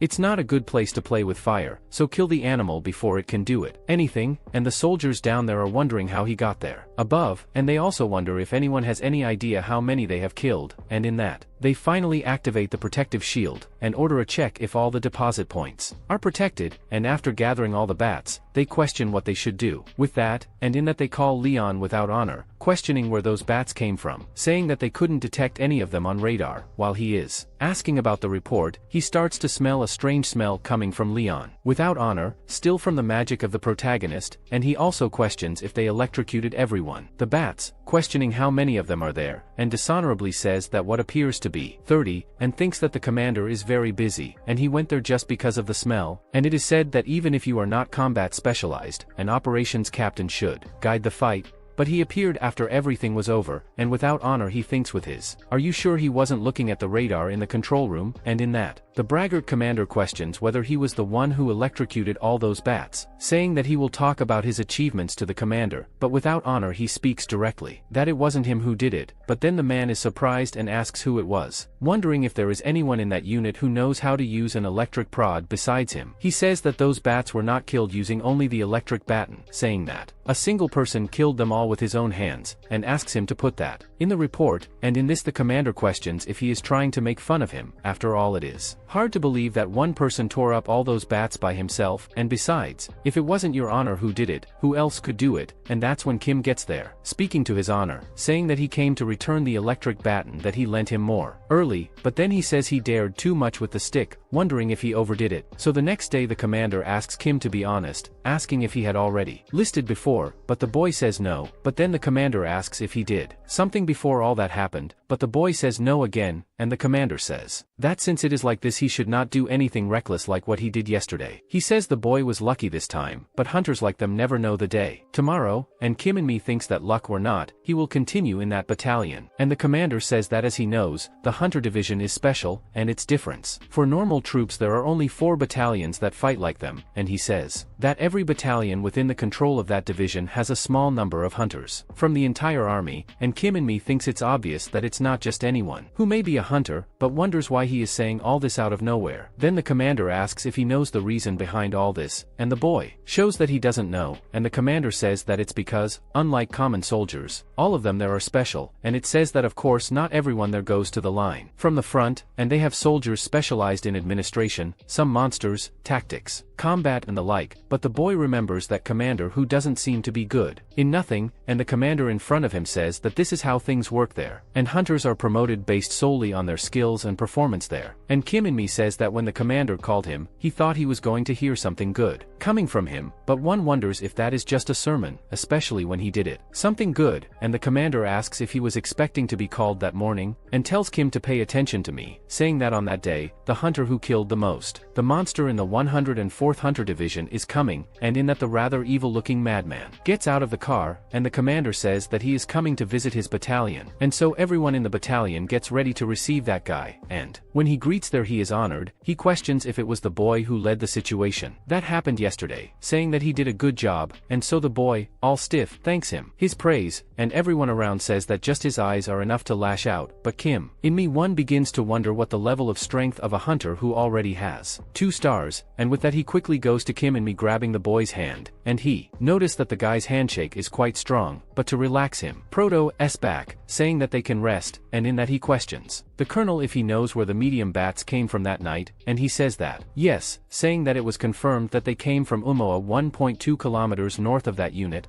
and says that they controlled the situation well, but they will continue investigating the problem. And that crazy guy says he's going to make a report and send it to the general, and he asks if there was some problem with the radar, but one of the commanders says that the radar did not pick up the medium bats until they got close to the unit, and they confirmed that it was not an equipment problem, so they are investigating whether it was a case of a blind spot in the unit. Then the superior says that the problem is in the quantity, asking for the logistics division to install another radar, and so he agrees right away. But Kim Min notices that he lied straight to his face, and then the superior speaks to Kim Min saying that it is true that he was very brave yesterday, and he thought very quickly when helping in that situation, but questions whether the boy wasn't just thinking about himself, saying that could have been dangerous, so he says he's sorry, thinking about the time that he's screwed. But the superior gets up, asking if he killed the same 30 of his alone, and the boy says yes. Then he says that if he hadn't run there and reacted so fast, everything there would be in bells now, and say that the boy did a good job, and says he's going to give him a gift for this great achievement, so he simply takes it away, the patent symbol from the boy's chest, and sticks another one in one place, congratulating him on the promotion, saying that they normally go through a very bureaucratic process to do so,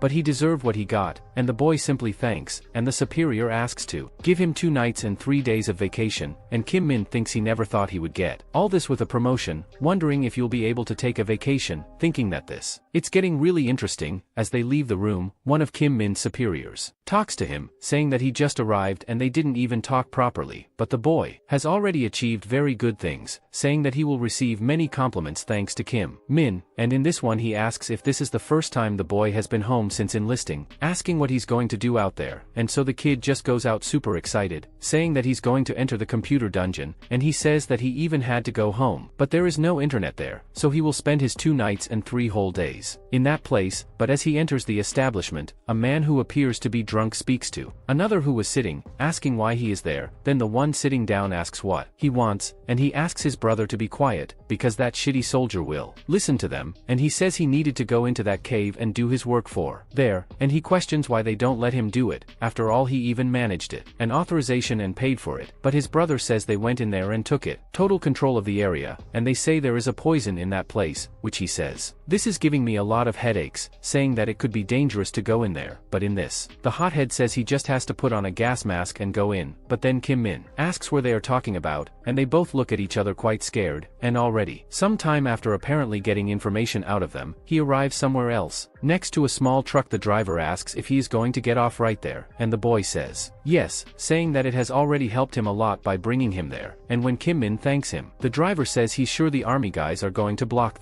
his entry from then on, and he also questions about the boy's conversation, talked about him taking care of the situation in the mountains, asking if it's true, and Kim Min says that starting tomorrow they might even be able to go back to work on the mountain. But while they hear the boy talking, they look at his rank and don't pay much attention to him talking for him to take care of himself, and they also tell the boy that if anyone asks who it was that he brought, he must say that it wasn't them. And when the two leave, Kim Min looks at the mountain, seeing a lot of demonic energy in that place, and thinks, who let the money use a computer to go to auction, and says that smell is familiar and this is mana, so he is happy with this discovery. Meanwhile, 2 soldiers guard the entrance to the dungeon, and he looks up there saying that the only entrance to the mountain is blocked, but wonders why there are only 2 soldiers there, and says that in this case, he won't stand still having something so good there, so it starts to affect both of them soldiers, and both of their stomachs start to hurt at the same time, and they start trying to hold on, but they say it won't be possible to hold on, and the other has the brilliant idea of letting the place alone. After all, no one goes there, and says it will only be for 5 minutes, however, just leaves, and Kim Min appears, taking advantage of some of that demonic mana, but arriving there he is surprised. After all, there is no monster there, so he asks himself that sister all this, and he says it doesn't matter, saying that now everything there is his, and starts to suck the demonic energy of the place, and thus its magic status begins to rise by 1 end. He says this is incredible, and the system says that by absorbing a certain amount of demonic energy, his corruption ability becomes stronger, and as he absorbed the appropriate amount of demonic energy, his night step skill has been unlocked, and he becomes happier and happier that he is finally becoming as strong as he was in the other world, and he thinks that this is one of the best skills he could have gained, saying that he can summon a shadow with night steps, and he can hide in the shadows and kill a target easily. It's a great skill, and he used it a lot when he was in chalk, and to maintain the summon, all he needs to do is feed it a little of demonic energy at times, all because he is an independent shadow, and he calls such a shadow, and it is certainly much smaller than both he and I expected, and he wonders what the hell this is, wondering if it's because of the penalty for having traveled between dimensions, or because your mana status is still low, and he says that this is really sucks, and he says that this shadow is so weak that if he leaves the cave, he bets that she will disappear because of the sun. But then he notices that since he is small, he can hide anywhere, and in that the shadow starts to say that is hungry and asking for some demonic energy. And a few days later, Kim Min comes back from his trip, and everyone starts congratulating the boy because he is the fighter who receives the fastest promotion in the battalion's history, and he wonders if the commander really let him travel, because he even changed the boy's badge personally. And in that, Kim Min looks back seeing Dongjin and says that he bought a moisturizer for him, and the boy is all happy and says he will use it very well. And at that, Guanxi arrives. They're asking since when has anyone been so kind in that place, and says he almost cried see in their message, and then asks if Kim Min bought the Sus magazine he wanted, and the boy says yes, but in reality he just messed with him. And then Redhead notices that it's that newbie, asking if he went to the administrative wing and saw the list of candidates for the promotion exam, asking if he applied, but then his friend asks since when the newbie can participate in the exam, and speaking of which he doesn't even have a year since he joined, and Ruivo questions whether it was the commander who decided this, even. He had just arrived, so everyone started to focus, and Kim Min said that when he was born from training the colonel made him a suggestion. And he tells them everything? So everyone is in disbelief, because the colonel sent him to this place for him. Take the promotion exam a year early, and say that this is crazy, and they notice that he accepted the proposal and will take the promotion exam that year, and if he passing will be even crazier, and one of them says that everyone who is going to take the promotion exam on Saturday they will have reinforcement classes the next day, and he says that the boy can even train with his bladed weapon, telling him to try harder, but in doing so Kim Min wonders, what would this training with the bladed weapon be, wondering if he will be able to use another weapon besides firearms, so they arrive at class time, and the teacher says he will review what the promotion exam will be like, saying that for those who have already taken the test and have not passed, should not think of this as their last time, and for those who are taking the test for the first time, they should pay close attention, saying that the promotion exam is divided into two main parts, one of which is the written test, and the other is the practical test, which the written test is very easy to pass if you have the basic knowledge of the test. In comparison, it is like the exam to get a driver's license. Then Kim Min, when leaving the room, asks if this is really important, saying that in practice is weapon proficiency and strength test, and they should also see their skill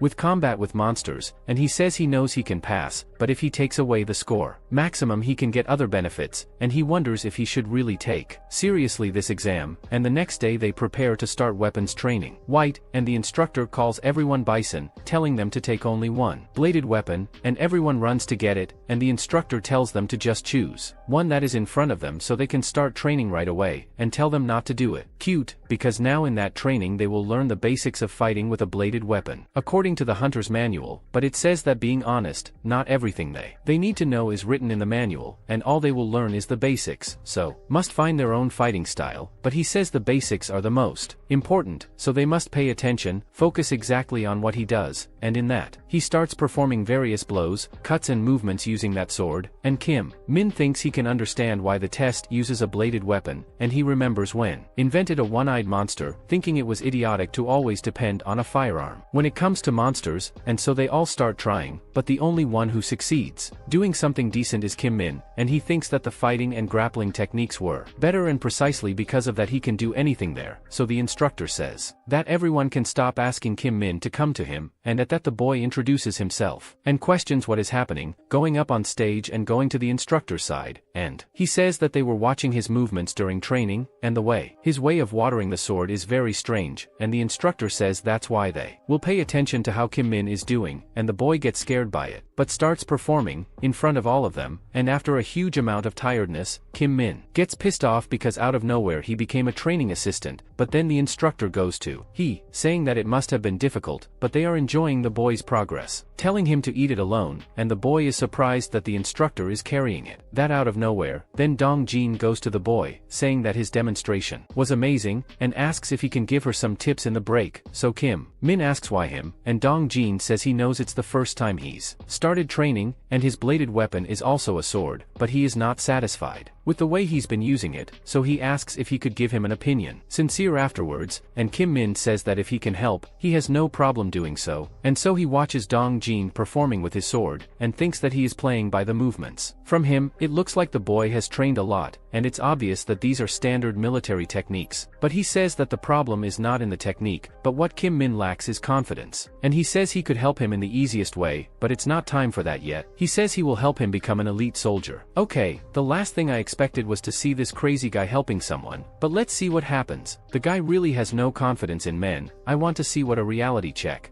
or if not, mental manipulation that he will use. So on Saturday, the day of the promotion exam, everyone is training, each one in their corner, and they speak to all the soldiers, saying that the hunters want to take the promotion exam must go immediately to the main courtyard. But he keeps repeating the announcement, and Kim Min prepares herself saying that the day has finally arrived. And when he gets there, the representative notices that everyone is already there and says that they will be under his care of the second lieutenant who filled them in and the commander, and asks them to behave and follow the orders remembers and not forgetting the report at the end of the day, and then everyone gets on the bus and talks. Inside that the exam will be held in the 105th Division and they will go to Gapyeong where the little battalion is located, and during the trip they should try to study a little more, and there comes Miho or 22 of them that the 4th female battalion will also participate, and the other one asks if they are going to take the exam with them, and that crazy guy says that today is the day that he will show his skills with the weapon he has been practicing for a year, and his plan is to win the number of any of them doing this, and Kim Min thinks he has to pass, and reaching the 100th Thursday, they go straight to the exam room and everyone is separated, while a very kid talks to all of them from the front, saying that all the hunters present there in the second day of Division 104 have passed, with the exception of Jo Jingwook, and he tells everyone to go immediately stop the practical test, with the exception of Jungwook, so everyone laughs at him, and on the way to the practical test they wonder what the hell that was, because that written test was much more easy than the test to get a driver's license, and he starts to apologize, but in the meantime, and a CU keeps an eye on Kim Min, and from outside they hear a really boring speech, while need to stand still trying to stay awake, until the guy who was in the lecture it says that last in that exam, they have some people who are participating under special conditions, speaking Corporal Kim Min and Jung, and it is only a CU of the 104th Division, so he says that even if both have not been serving for more than a year, they are already there, so Kim Min starts to wonder if it is someone else besides him like that. Instead of the oratory guy, ask none of them to do anything stupid so they don't pass embarrassment in front of the newbies, and then everyone starts gossiping about Kim Min and looking for who he is, until a CU looks back, crossing glances with the boy, noticing that he is already a corporal, getting all red, but he doesn't even understand the girl's intention, so Captain Jung goes to the front and says that from that moment on they will examine strength, speed and energy.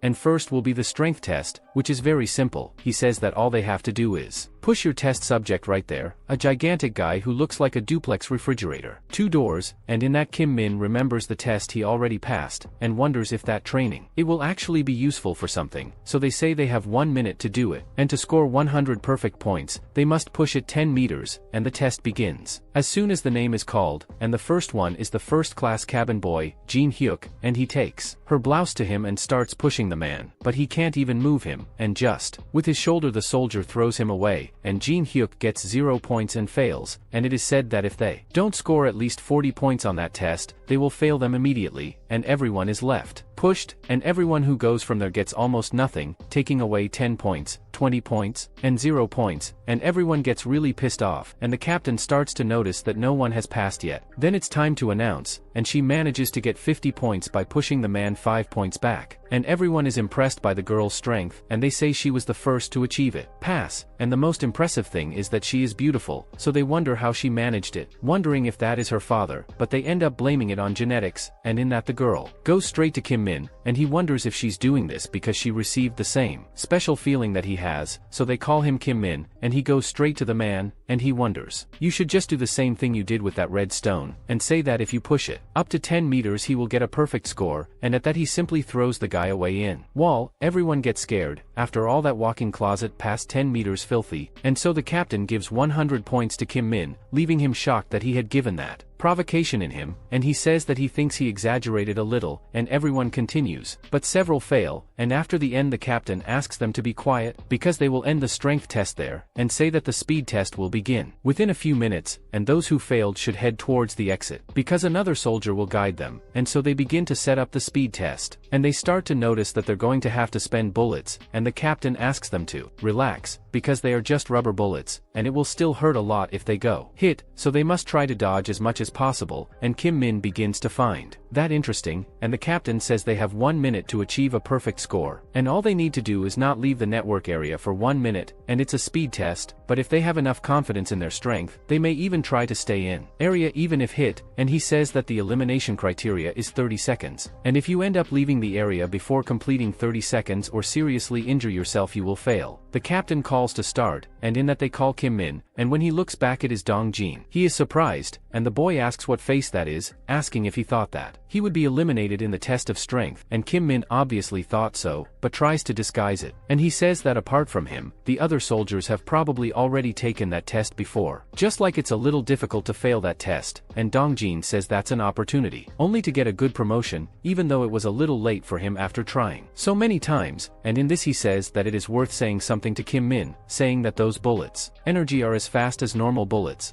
and you can't take your eyes off them for even a second? And you have to look at the bullet hole and imagine what its trajectory will be. And while they talk, the first one is hit, and the guy starts bleeding from the head, needing be removed with the help of that place. Then Kim Min says that the approval rate of that speed test seems to be really very small, but it remembers all the monsters that he faced in the other world, noting that it doesn't seem to be that difficult, and in that all keep failing, and the captain asks why they are so bad at it, saying that they want to know that the sergeant promotion exam is so difficult that it can't even be compared to that joke there, and says that they better improve if they want to do it in the future. So everyone, they continue to be defeated, and finally they call the 1CO, and it starts to stretch until the first bullet comes, and she manages to dodge and continues dodging several of them until the girl gets the perfect score without being hit once, and then she returns to the others and looks directly into Kim Min's eyes, and he wonders what's going on. While she's cheesing because she's there looking with all that desire, then they call Kim Min, and he realizes she's still there staring, wondering if she did something wrong,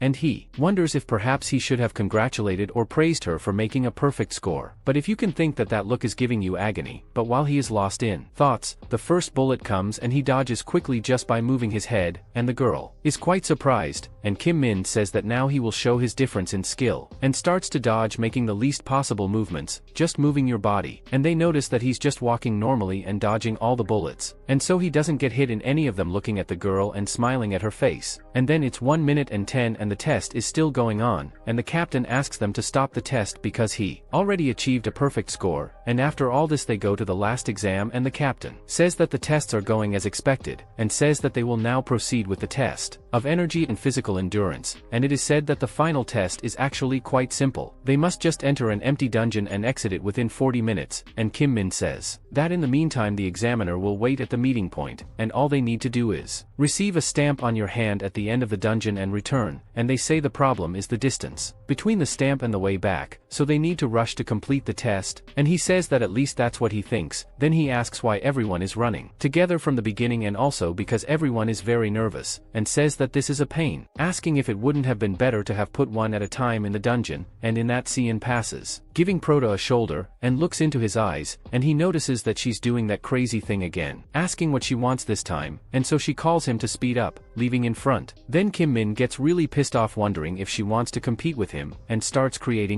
the atmosphere starts to build, and he flies away, getting closer and closer to her, until he passes, and says that it's nothing, and the girl questions what he's talking about, and he says that he's just talking to himself, because that's just how he is. So he comes out, and she starts to get mad, and remembers when she first arrived with the other cadets, and says that she had barely arrived and already had a meeting with the commander. So he asks if it is true that she is the daughter of a general and that has a lot of skills, and she starts to get embarrassed, so the girls take it as true, and after the girl goes to change clothes, they say they thought she was going to be a little eaten, but she is quite different, but they still say they are a little jealous, because it seems that the best soldier in your battalion has already been decided, and so the girl keeps changing clothes while remembering Kim Min breaking that boulder, and saying that these girls don't know what they are talking about, and then during an activity, she manages to grab the flag, and his team is very happy, and the supervisor announces that the white team took the flag, blue team successfully, with a record of 3 minutes and 34 seconds, and with that he announces that the team white can take a 10-minute break, and the blue team must continue training in the meantime, and he says that they have tried hard and can rest in their places until they are called, and in this the girls on the team say that they did almost nothing, and all because they had the idea with her, and in that ONCO really likes what happened. But while the soldiers are getting ready, one of them will have a lot of money. They're saying that the record they broke on the train of capture the flag was broken on the afternoon train, and the girl asks if they know what more absurd than that, saying that the record was 1 minute and 2 seconds, asking if that even makes sense, and in that they question who this record belonged to, and she says it was Kim Min's from the 4th platoon that crashed alone. Then the girl remembers that person again, and remembers to continue talking several times about records broken by Kim Min in the shooting train and several others, and as the girl doesn't stop talking about Kim Min, they start to get irritated with so many his deeds, and ONCO would be down, remembering a moment with his father, and says he wants to stay stronger just like him, and so she goes to the commander's office, and he tells her that she has worked very hard in the last 4 weeks, and says he called her there because she is the daughter of his ex-battalion commander, asking how she is, and she says she is fine, thanking his concern, and he asks if she has already decided where she is going after she leaves there, because since she has been having good results, he thought it would be good for her to volunteer in a certain division, and in this he suggests to her the 107th division that General Song is in. But the girl talks about Kim Min wanting to go where he's going to volunteer, so she says that since she was a child she has been competitive and she didn't go there without any reason, saying that she gets angry, the same way a child feels when he is teased, and this guy just leaves him like that. Then she remembers everything he did, and says that he even makes her jealous, and starts to talk, saying that if she wants to be strong, she tends to be number one, and she will do it without the help of her father, and if she finds someone stronger than her, and with more knowledge, then there is no way for her not wanting to compete with that person, and so they try really hard to get to the end, but finds Kim Min simply talking to the stamp officer, so he asks himself once again. He broke his record, and he shows her the stamp, asking if she slept on the way there, and she gets very angry, asking to be stamped quickly, because she will catch him talking that she has a lot of hate, and in that she is the same way, she arrives after him, while she is almost dead, and the guy is super cool, and the captain says that time is up, saying that Kim Min did 29 minutes, and won first place, while ONCEO took second place at 32 minutes, and the captain starts saying that Kim Min was amazing because he got perfect scores on everything, and the kid just thanks, and in that the captain says that he has already finished the 3 physical tests, and those who passed can go to lunch, and meet him in front of the training yard at 1 p.m, and so everyone get excited, and Kim Min starts looking at ONCEO sticking her tongue out at her.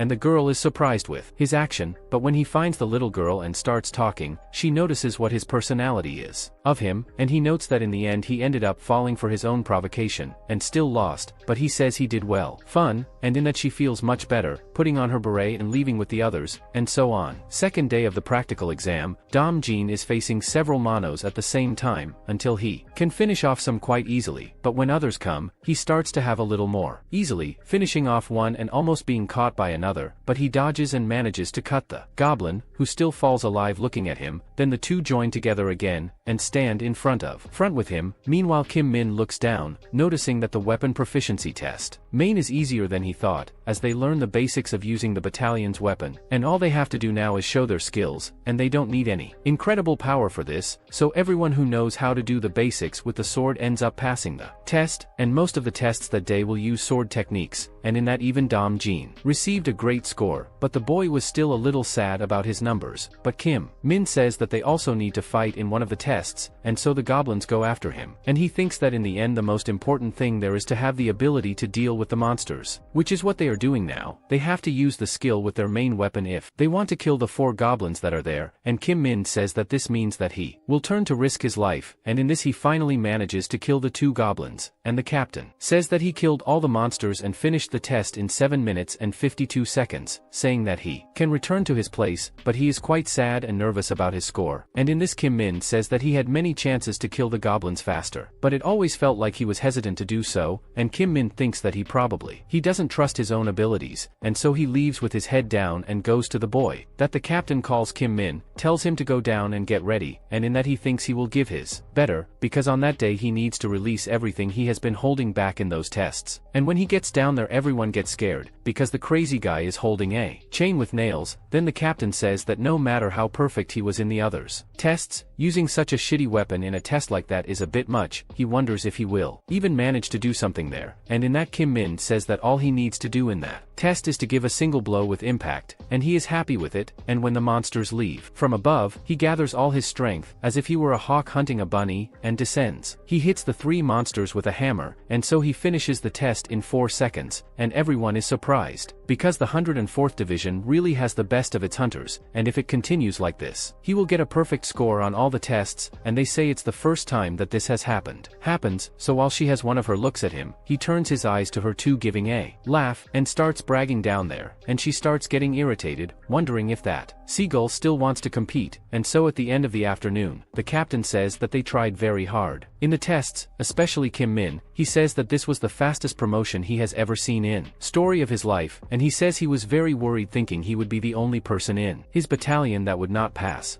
and he says that the battalion commander will be very happy to know that they tried hard, and he bets that the commander won't believe that he passed with the perfect score on every test, and everyone is happy for him, asking what he's going to do now, wondering if he'll use that moral to annoy them later, but he says that everything is fine, thinking that now he will be able to do whatever he wants, and while everyone else, they get on the bus, he sees Dong Jin, and he calls Kim Min sergeant, but Kim Min in turn thinks that when they return, they will train their weapons together even more, and when the boy was going to enter on the bus last, a CEO goes to talk to him, but the idiot just looks at her rank, thinking that she was also very good at dealing with monsters before, and thinks that it was obvious that she would pass by, and then he sits down, and looks at her still outside, and the girl says that he was him in that test, and it would be better to apologize before he left, but when she looks, that crazy guy is putting his face on the glass to say something to her, so he just goes into girl, that she lost to him again, and leaves the girl behind by simply walking away, and she thinks that guy is really crazy, the guy is kind of dense, the girl is kind of dense, so the business will move very slowly, and if it moves, but we will trust that while they leave, ask Kim Min what that was, ask the CEO is interested, saying that during the tests, they even stared at each other, so ask if anything happened, and he says that they just ran together, and he ended up leaving her behind, and they end up falling flat on their face, after all they realize that they are just competing, instead of being interested in the other, but then they ask what happened, because in one CEO is the most popular girl in the whole, the center and 4 division, and they question whether he has no interest in it, and they question whether the type of his woman is the other, asking if this is serious, questioning what type of woman is ideal for him, so he thinks it's this annoying one, and says it's definitely not her, and they start making out, annoyed, asking if he's not going to say what his type is, and he says it's Rumi, and everyone is like, without understanding what the hell he's talking about, and he says that Rumi is the most beautiful woman in the world, asking if they don't know her, then they realize she's from that crazy guy's game, and they're disappointed, and when night comes everyone falls into the chicken, and they say it's the first time that the commander does this, wondering if he has ever been this happy, so they ask him to. He eats a lot, because that was a gift to him, and they say he already has 3 bars, saying that soon the boy will pass the net, so Sung Ho simply invades the place with a box of bottle, saying that he needs 2 of them to go to the break room, and Dong Jin says that everything is fine. Well, but another one asks him where they want to go, and Sung Ho says he was doing his report to the management team, and asked to celebrate a squad member having done a perfect score on the promotion exam, but as he speaks, they notice that Sung Ho, he has a beer, and you can see that he won't drink it all alone, but he says that it's a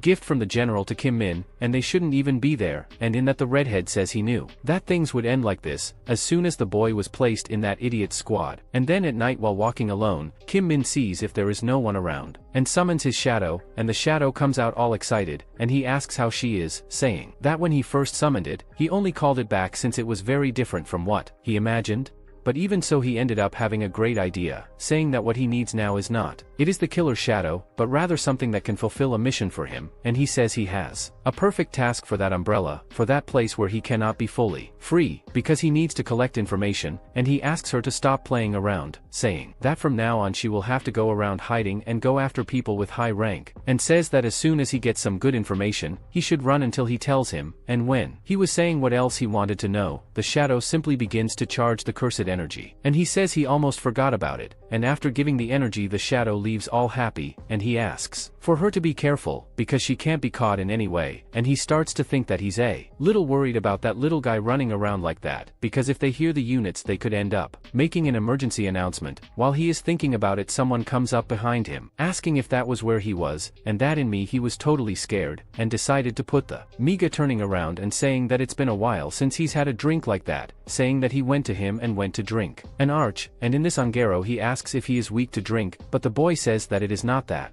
black palmagos are not affected by drink, whether poison or alcohol is useless, and he says that his body detoxifies itself, and so his Ongero congratulates him on the promotion, but tell him not to relax just because he received this, telling him to keep trying and say that since the boy is not weak to drink, he should go back and drink some more before they run out with all the bottles, and in that what I think is that fortunately he didn't see anything, because he has to start being more careful, and he thinks to himself that the longer longer he stays there, the more he starts life seriously and doesn't like it very much. So the next day two high-ranking officers talk that it seems they found gold this time, saying that seeing that list, he thinks they are just one bunch of idiots doing the bare minimum, but one of them has a perfect score, and one of them already knew who. Yes, speaking the participant that is in me, saying that he did well, especially with the test of monster, with a record of just 4 seconds, and in that he talks about that boy, saying that Choice Young from the training center spoke highly of him before too, but the kid is much better than expected, and in the I deposit it was also surprising, and they say it was confirmed that Who in Me was the first to get there and resolve the situation, and it is said that it has been less than a month since he went to the battalion, and everything he has done so far has been fair, and they say this guy seems that he will have a bright future ahead of him, and he says it's just a matter of time before the rumors start to spread, and when that happens that place will start to keep an eye on it. Also, and the other man asks if he is talking about the special brigade of hunters, talking, who even tells me a pure one that in me that place is a bit too much, but the superior asks him to talk, saying that he knows what he is talking about and trusts his potential, saying that he has already seen a lot of hunters in your life, and among them there are some monstrous guys who can be called of legend of the army of hunters, and among them a new monster may end up being born, and apparently I was thrown into the middle of the desert, in the middle of lizard men, Golians, and a bunch of other tribes, and in the middle of them all this crazy guy is just with his stick, wondering if the massacre should begin.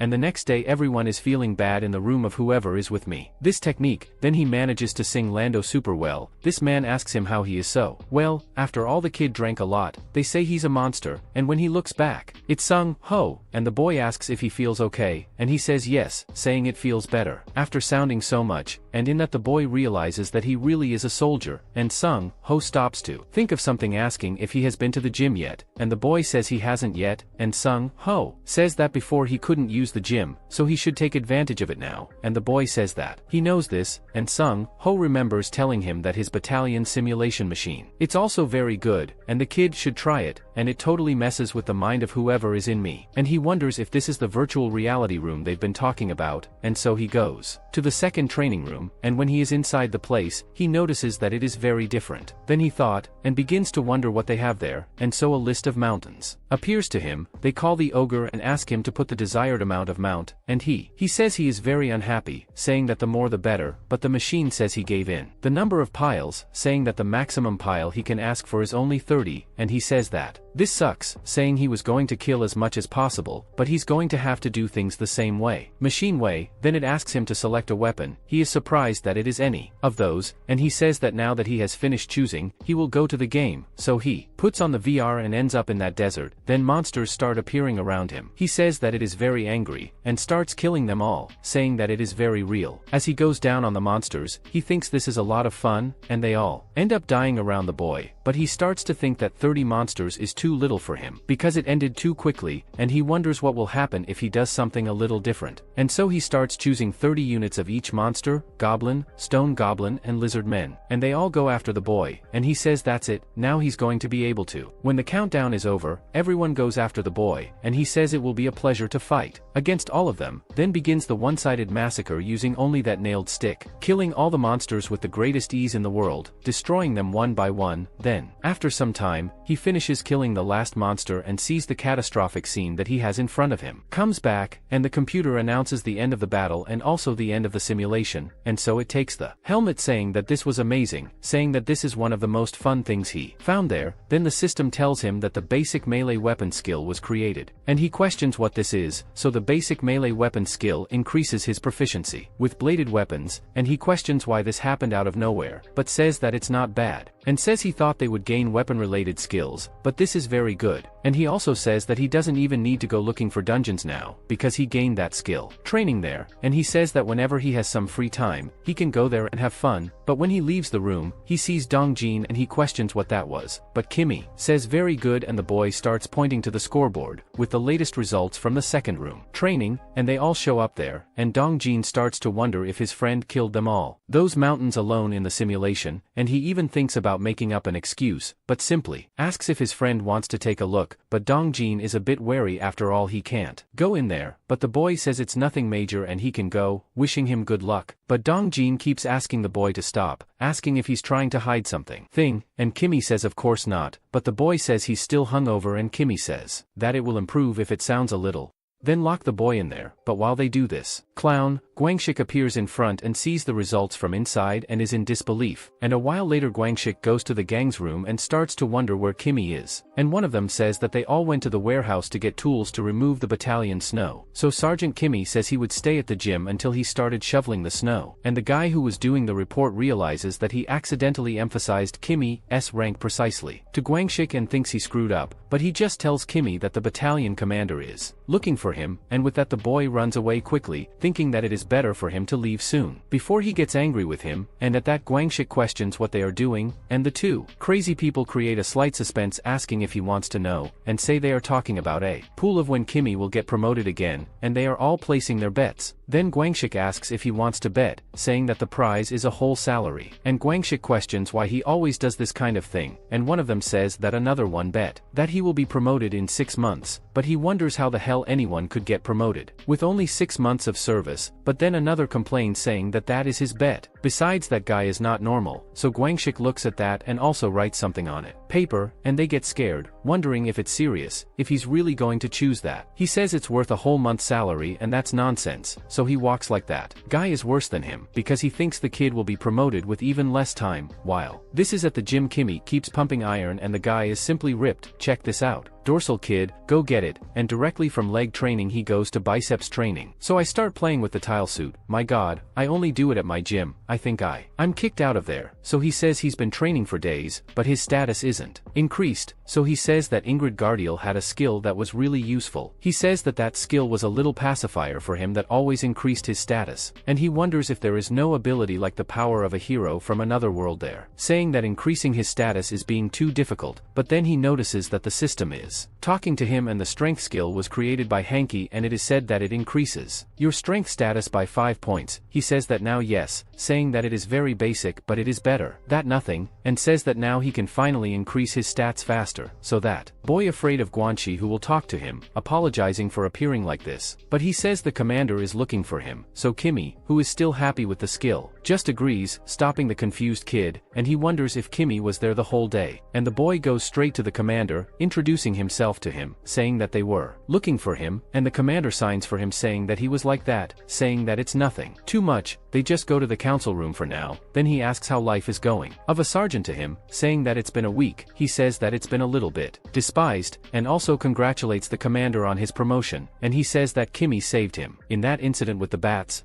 and says he's very grateful for that too, but the boy says it was nothing. Then he says he called there for a reason, because he had resolved the BAT program and achieved a perfect score on the exam the battalion commander gave that, and says that he hopes he won't be sad for having given only that to him, because they of the hunter unit don't usually do a formal event for these things, so he gets a citation saying that the soldier above is receiving that citation for great military service, and the commander asks him not to worry, saying that the citation was validated correctly. Then Kimmy asks what that means. He says that if he gets more quotes he can promote himself again, so the commander says he thinks so, and says that getting quotes like that isn't that easy, and not many hunters get quotes, and he says that hunters who have multiple citations is already quite rare, but Kimmy asks if it will be promoted the case with her Sega 10, but the commander thinks that it is not a coupon fidelity, and so a few days later they go again to the door of a portal, and ask for, they grab their weapons, stand ready and wait, and they say that the mission of that day is to clear a dungeon. They will do everything they trained in there, they just need to be calm, and so he is sure that they will complete that mission, so he begins to explain which it would be the dungeon they will enter, while someone brings a box with a lot of stuff inside, and the soldiers no longer like what they are seeing, and the commander says that they are going to the rat's den, which they call Jagodo, and inside everyone is wearing a mask, after all, well understanding, and everyone thinks that it's really disgusting, and they say that most hunters, he calls that dungeon Jagodo, and it's a rat's nest dungeon, and he says that even if it's not a high-risk dungeon, around 200 monsters usually appear in it, and the tunnels inside the dungeon are so tight that it is risky to use firearms, and that is why it is considered a high-difficulty dungeon, and one of them says that apparently, the only entrance there is the route that they use to get there, so it will be better for them if they lure the monsters to that route. The commander understands understands and asks them to prepare the trap, and Kim Min says that in addition. Furthermore, because of the stench that covers the entire dungeon, they must wear a special gas mask during the whole operation, and so they do, and Han Yong starts complaining about that horrible stench, and Kim Min says that this is precisely what prevents hunters from using 100% of their skills, but in the meantime, the commander takes the banana out of that suitcase, which doesn't really look like a normal banana, and so much so that Kim Min and Han Yong notice that even with the mask on they feel like vomiting when they see that, and so, they throw those ultra-rotten bananas everywhere, and the commander, while giving orders, ends up noticing something and is startled by what he sees, realizing that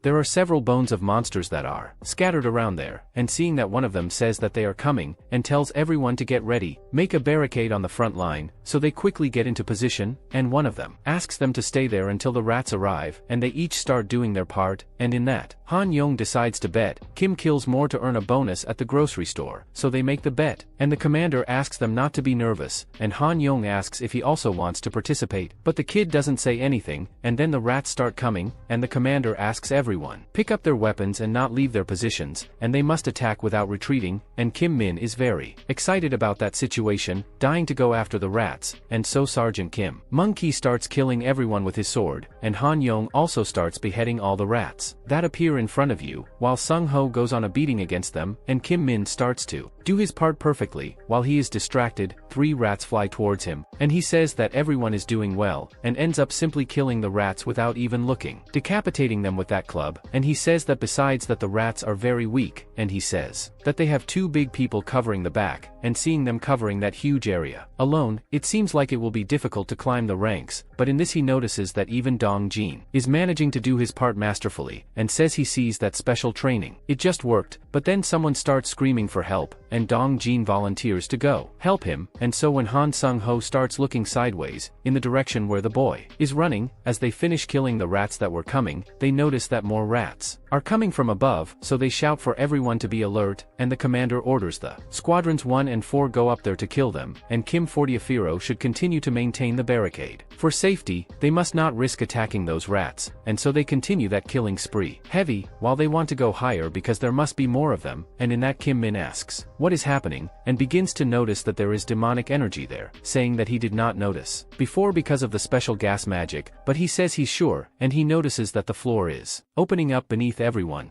and shouts to his friends that there is something coming from the ground, but it is too late, too much, and they almost get caught, and when they look ahead, they notice a gigantic rat that is basically Master Splinter takes Trenbolone, and Kim Min realizes that he is an irregular monster, a rat with some eyes, and he wonders if those bones in front were because of him, and says that if so, then he's even eating the normal rat-type monsters, and that huge monster is cannibal, and then the monster goes after Gwonsik, making him fall on his ass on the ground, and then his friend, he who is on the side, thinks it is too dangerous to go forward, and besides, he can't move, and then they call Gwonsik asking him to stay calm, and he should calmly leave there, and when the monster throws the kick at him, Donjin appears, parrying the attack with his sword, flies away, without doing much damage to the monster, then he grabs Gwonsik, telling him to get up, quickly get out of there and run away. While they are stuck in fear, Kim Min jumps over everyone, them, using a shield and a club, and he jumps directly on top of the monster's head, thinking that with those beautiful eyes, and that size, the monster is certainly full of demonic energy. Then he goes up and down and comes down like a comet, crushing the monster's head, and tell Donjin that he did very well saving his friend, then tell Kim Min that it's dangerous for him to leave there, saying that it was too much, and saying that all the sergeants should go with him, and the rest will stay in the rear, so he starts wanting to solo the monster, going up with everything, and the monster kicks the ground so hard that the entire length of the ground in that area can feel, and rocks start falling from the ceiling, causing a huge collapse throughout the area. Then, Kim Min thinks this is perfect, and when the monster attacks again, he says he was worried that someone would see him doing it, but with that it won't happen, so he simply gives an electric kick to the rat's leg, and also uses that ledge that was in his hand to throw the mouse against the wall, and after being thrown, Kim Min jumps on top of it, using his demonic energy, and rains punches on the monster, until when he releases the useful he notices that the mouse is already dead, so he takes advantage of that to suck the demonic energy that is coming from the rat, and so he goes back to being just a common mutant monster, and the system says that he absorbed a certain amount of demonic energy, and went up a level. Kim Min thinks that was pretty damn good, and raises his club, preparing to finish the monster with just one punch.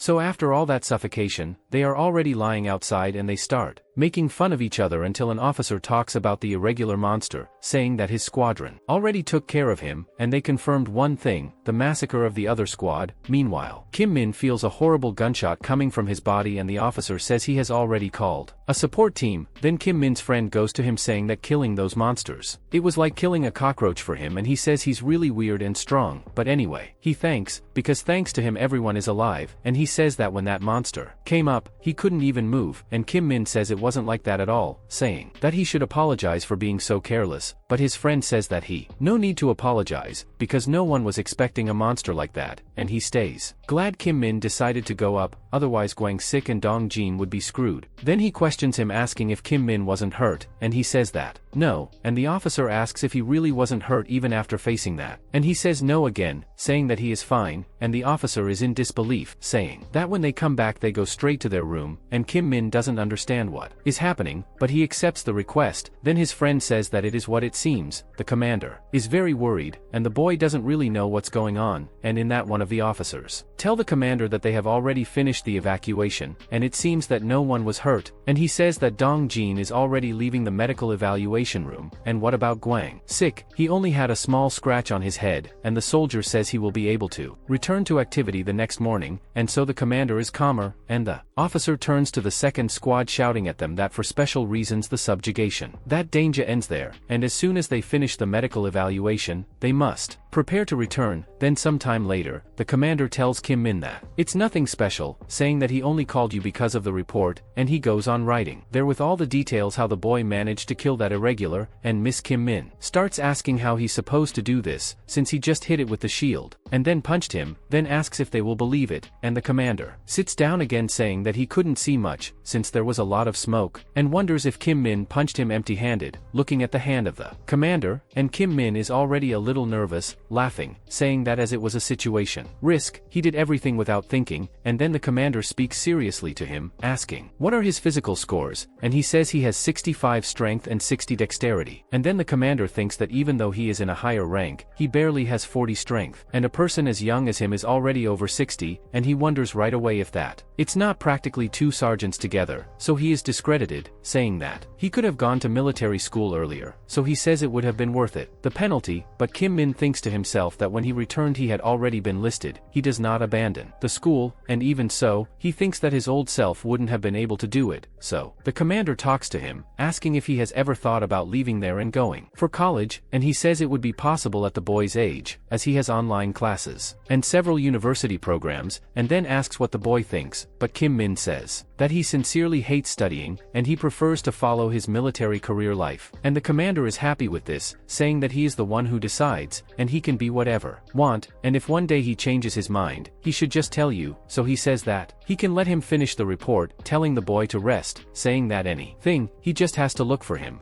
And while the boy is leaving the room, the commander looks at his hat, and calls out to Kim Min, saying that he saved the entire squadron that day, and if he hadn't been there, perhaps the worst would have happened, and neither he nor the commander would have been able to do something, so he just thanks the boy, and Kim Min says that only did what needed to be done, and he just leaves the room, and he thinks now it's time to have fun, because he managed to level up and get stronger, but before that he starts talking to his friends, and notices that one of them wants to do a special workout with he, as well as Dong-jin, and Gwon-sik says yes. Then Kim Min asks how the hell he knew they were training, but he also asks questions, asking how, out of nowhere he decided he wants to train with both of them, and Gwon-sik remembers everything Kim Min did against those monsters, demonstrating an absurd mastery, while he only managed trembling in fear, and even Dong-jin did something, and he says it's Dong-jin's fault, asking if he didn't get too strong, saying he just thought it was amazing, and wanted know what he had been doing, and he noticed that it was because of Kim Min's training, and says he wanted to too, but ends up lowering the ball and asking if he could train with them too, and Kim Min is happy hearing him humiliating himself like that, and asks why. Gwon-sik thought he would accept her, and also wonders if he didn't have anything else to do before all this, and Gwon-sik starts to feel the pressure, and soon bends down and apologizes, with Dong-jin thanking the boy for saving him, but Dong-jin says it's okay, saying that he doesn't need to do this, but Gwon-sik keeps saying he's sorry for bothering him before, and he doesn't know if he'll accept, but he'd really like to train with both of them. After all, he also wants to get stronger, to be able to help more. The battalion, then Dongjin asks if it's okay for him to train with them, and Kim Min says, which of course, is not okay at all, and Gwon-sik claims he already knew he would say something like that, but he anyway just thanks the two of them for still being alive, and moves on from there. And Dongjin soon takes pity, but Kim Min says that she only has one condition for him: be able to train, talking about a pigeon, saying that from now on, during the next few 24 hours, if he pretends to be a pigeon all that time, he will accept in training, and in that Gwon-sik gets really pissed, and Kim Min questions if he doesn't want to, so he starts talking to the pro, imitating a pigeon, and Dongjin is surprised by this, while Kim Min bark of laughter behind the boy, and thinks he has another idiot on his hand. Only God knows how is the clown's mind. 24 hours talking to the pro, imagine, Gwon-sik will stay only the dust of the tail. Meanwhile in the other world, the Spartan warrior helps the goddess with something quite heavy, and she thanks him, but he can't say anything, and he stays just looking at her. Then she questions if he has something to tell her, and he questions, until when will they continue doing this? But she doesn't say anything, she just starts the cart, and moving that cloth with that thing that was underneath, and inside there apparently there is a demonic beast, and she looks at it, and he speaks to her again, calling the girl, and then she uses her magic to send that monster, saying that it is just a gift for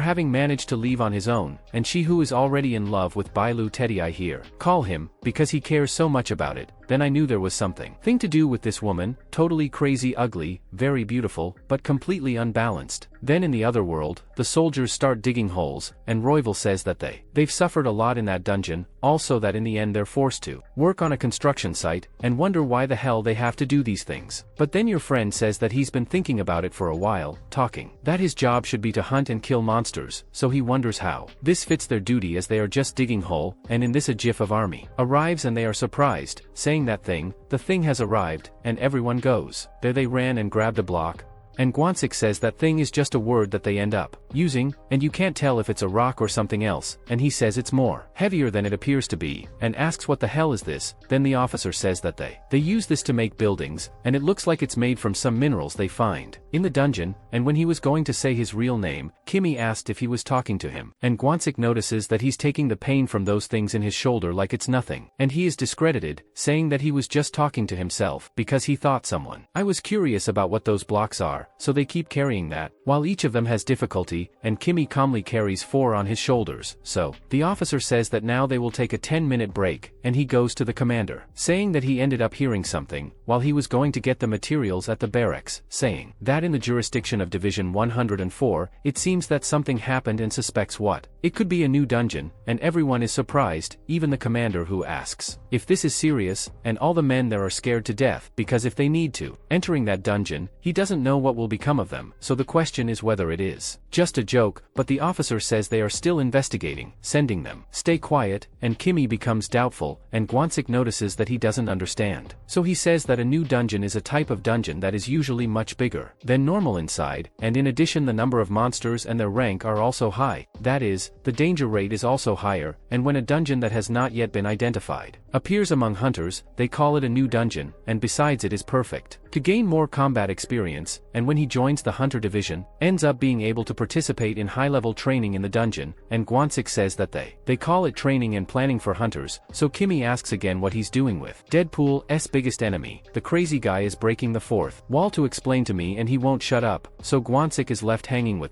he asks, saying that he just thought someone was curious to know, and Kimmy thinks about this training and planning for hunters, saying that he thinks he doesn't need to train nothing for now, while he sees some of his friends saying they don't want that training, because they hate him. He thinks he doesn't want to train either, and so the officer thinks everyone is annoying, and the commander says that even so it is a good opportunity for them, because they will be able to accumulate several performance points in battle. So Kimmy notes that it's true, noting that he's going to get a lot of quotes, saying that he can get more citation if you go to the front line, and you think this is a good opportunity, but in this your avatar appears in your shadow, and he complains because that is there. Then he starts to leave, but Kimmy puts him down again, while disguising himself as officer who is there beating everyone up, while they say they don't want to, working in the dungeon, and he thinks it is what it looks like and no one saw it, he complaining about the witches for the shadow, and the shadow tells him about a woman saying she needs support, saying that it is the case of an irregular monster, saying that a direct request was made by investigation team that went to the portal, and the man complaining, she is talking about dungeon that appeared in your military area, and she says yes, saying that there is none danger to civilians, but 2 people who were part of the investigation team ended up dying, and it hasn't been long since the report came in, and they have to do something about that dungeon urgently, so the man says they will use their army to contain the area as always, and the hunters should be able to do something, and your priority now is the dungeon that appeared in Hong's residential area, Xiong, and he tells the woman to focus on that first, and he finds out and is happy that the shadow brought this information, and he soon wonders whether or not he should take a vacation. To be able to resolve this, then once at home he gets all ready for his trip, he asks himself, if you got the whole thing, then look at a photo on the wall of the commander's family.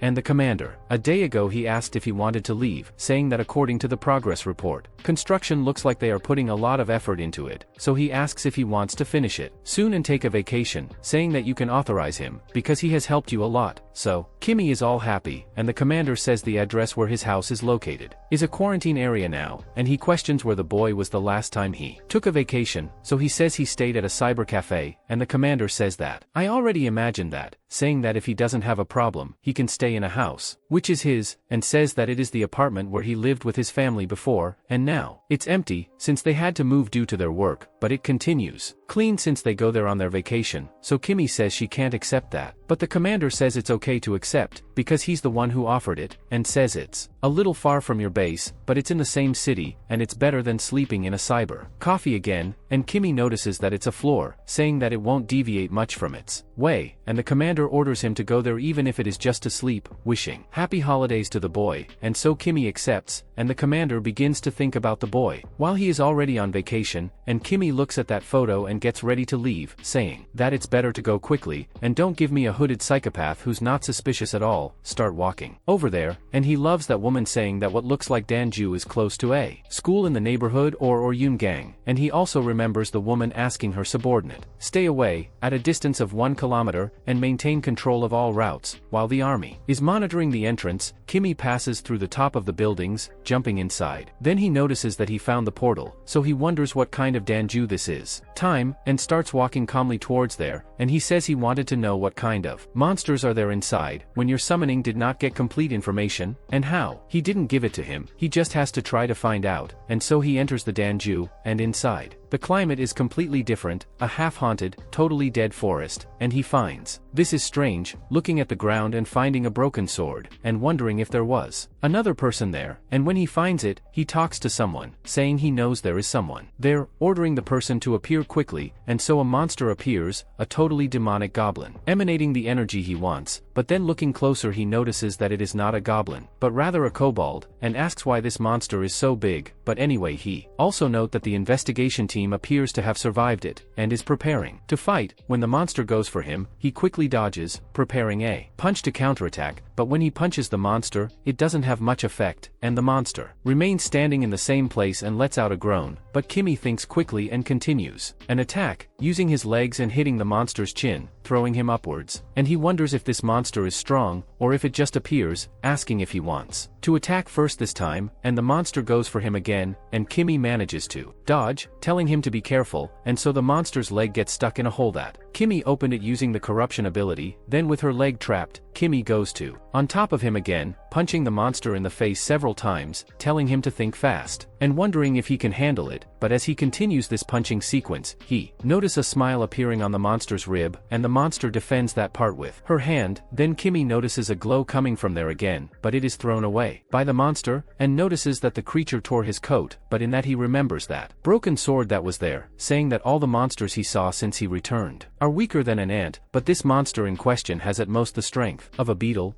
and the monster seems to understand what he's saying and gets pissed, and starts growling, attacking the boy once more, and Kimmy says that even so he won't pass of some worm, while resisting the slap that the monster gave to his face, and so, he gets very angry, telling the monster to see what he did, and says he just bought it, that outfit, sticking that broken sword into the monster's belly, right where he was protecting it, and so he groans in pain, and Kimmy continues her attack, lifting her leg and giving a top-down kick, crushing the monster's head, and in doing so he absorbs the energy. Demonic, and the system says he absorbed the exact amount, leveling up 3 times, and the system says that by absorbing a certain amount of energy, skill and arrow of darkness is released, and the night step skill also levels up, and the basic swordsmanship skill is created, so he is all happy watching his statuses. And note that it has changed a lot, and in this the system shows the status of the arrow of darkness. Hankia, who consumes demonic energy by bathing an arrow in its power, and the swordsman. Basic Hankia, which increases your proficiency when using swords in a basic way, and in this, he notes that he finally got a long-range skill, noting that this is great, and also wonders why that swordsmanship skill was created, and he quickly remember when he stabbed the monster in the belly, and realized that it must have been because of that fatal blow, noting that this is cool, and says that stopping to think, he questions himself if they had already attacked before he arrived, and one wonders what brilliant business that was in his wound before, and so he cuts that part of the monster, being scared of what that is, and he looks at it and wonders if it is the tip of an arrow, or a piece with a knife, wondering if someone from the investigation team stabbed him before, but then he ends up remembering, noticing that he's seen it somewhere before, but he has time to think, because other monsters appear, so he says he wanted to test this new skill right now, and think it was really good that they showed up, so the monsters are on the other side, and he begins to invoke his magic, saying he wants to see the power of ranking skills, throwing arrows at monsters that kill them quickly. Then he realizes he's already tested them all, but since he started, he might as well finish, and Udaman is still alive. He is scared to death of the boy, and he wonders where the other monsters, and then at the portal he finally leaves, and arrives happy, because finally cleared the dungeon, and now he just needs to have fun. Proda, seriously, stop right there, you're starting to look more like a villain than any villain that is in this work, be careful. So, sometime later, in the barracks with the soldiers, he returns to his routine, and thinks that after this incredible vacation, when he returned to the battalion, expecting them were going to welcome him with open arms, it really seemed like they had just arrived at a funeral. In this they talk to him, saying that they are very screwed, saying that they are going to do a dungeon training next week, and he says that each squad went by a random entry into the dungeon, with the goal of reaching the middle of it, and so they begin walking, with the aim of reaching the middle of it, and so the monsters also appeared. Randomly, they get desperate when they see the first one, after all nobody knows what may appear, and so the officer says that the monsters will appear in a few seconds, and they start arming themselves, and it is said that it is like practical training for the battalion, and several balls with teeth appear. He says they are black balls, telling them to catch them, their weapons and prepare to shoot, and so they begin to shoot. And Kimmy speaks, which is as he expected. It was much more fun than he imagined, and so they all begin shooting those balls, killing them one by one, and the officer says that because of the large body elasticity of the black balls, it is a little difficult to kill them with your weapons normal, and so they should not let it shoot for any minute, and so a ball gets very close, and the commander orders them to stop shooting and prepare for combat, hand to hand, and says that there are only 3 of them left, and if this monster bites them, he will start sucking his blood and it will be difficult to continue, so he must be careful. So they don't bite anyone, and Kimmy thinks that if anyone there gets bitten, they'll have to stop, and because of that, they will not be able to continue with their squadron. While where he arrives, Kimmy thinks he can't let this happen, and soon puts himself forward, running out and screaming his blood mist, kicking the monster on top of him, telling him to get ready, and so the monster flies up, and Kimmy thinks it would be more easy if he attacked with an arrow of darkness, but they quickly manage to hit the monsters that Kimmy throws up in the air, and he keeps doing it, and the commander praises him, ordering they shoot at the black balls that are up there, and so they are all defeated, and the commander says that now they will rest for 10 minutes before continuing. They should take the opportunity to take a look at their equipment, and say that if there is anyone injured, they must immediately notify them so they can communicate with the battalion, and so on. His friends come here to me, and they are all happy with his help, even Gwansik, but his honor looks at him, and he just walks away. Meanwhile, Rue and his friend are too tired, wondering if this dungeon training doesn't seem like worse than the real dungeon they went to. He says he wanted to know how many minutes they've been doing it since they joined, but your friend says he has no idea, but no, will be very different from the dungeon last time, so Rue wonders what he is talking, and the boy says that there is a boss in this dungeon too, and Rue questions, where is this? And your friend immediately remembers when a group of officers officers entered that dungeon and killed a gigantic elephant, and that high-ranking guy did it just with his hand, and so he goes to his friends and says that now they are going to train. And when he remembers this, the boy says that it seems like he is trapped, because they captured him. He's alive and they're going to do a mission there, and he's already starting to get scared in advance. But the officer comes behind him, giving them both a hug, encouraging them both, calling he of girls, saying that the rest is over, and Kimmy gets excited, talking about the major, wondering what he looks like, and so they keep walking, and the commander notices that there is something in front of him that scares him, and everyone is surprised, until Kimmy notices that the boss who should be injured is the major himself, who is waiting to beat them up. Meanwhile, an old man smokes near a shack, and notices that same barbarian from the other world, ally of the goddess, coming close to him. Then he speaks that it's been a while since he came there, asking if it broke, and the barbarian is all embarrassed, and the old man says that everything is fine, saying that it must be because he didn't know how to use it properly. So the barbarian just hands his sword to the old man, and he says that it is quite damaged, asking if he has been hunting monsters around, and apparently that piece of sword that Kimmy found is a part of the barbarian sword that is missing. And in that, already in the central camp of the dungeon, Gojong says something, speaking, who has never seen anything like it, but he thinks it will be okay. And in that, the commander of the 1st Battalion says that hearing this, it is as if he were saying that the soldier of his division were weaklings, but Gojong says he just doesn't want them to end up overexerting himself and hurting himself in the process. And at that, Colonel Lee enters the tent, asking if he knows where his division commander is, and Gojong is a bit embarrassed to respond, and Colonel Lee is totally scared, and Sunjian says that it is the face him to do something like that, saying that no one can stop him. But then the colonel asks why the hell did he decide out of nowhere that he was going to participate in the training, because the boys, they still don't know him, and he questions even now what will happen. And in that, Gojong says that the division commander only said one thing before running away,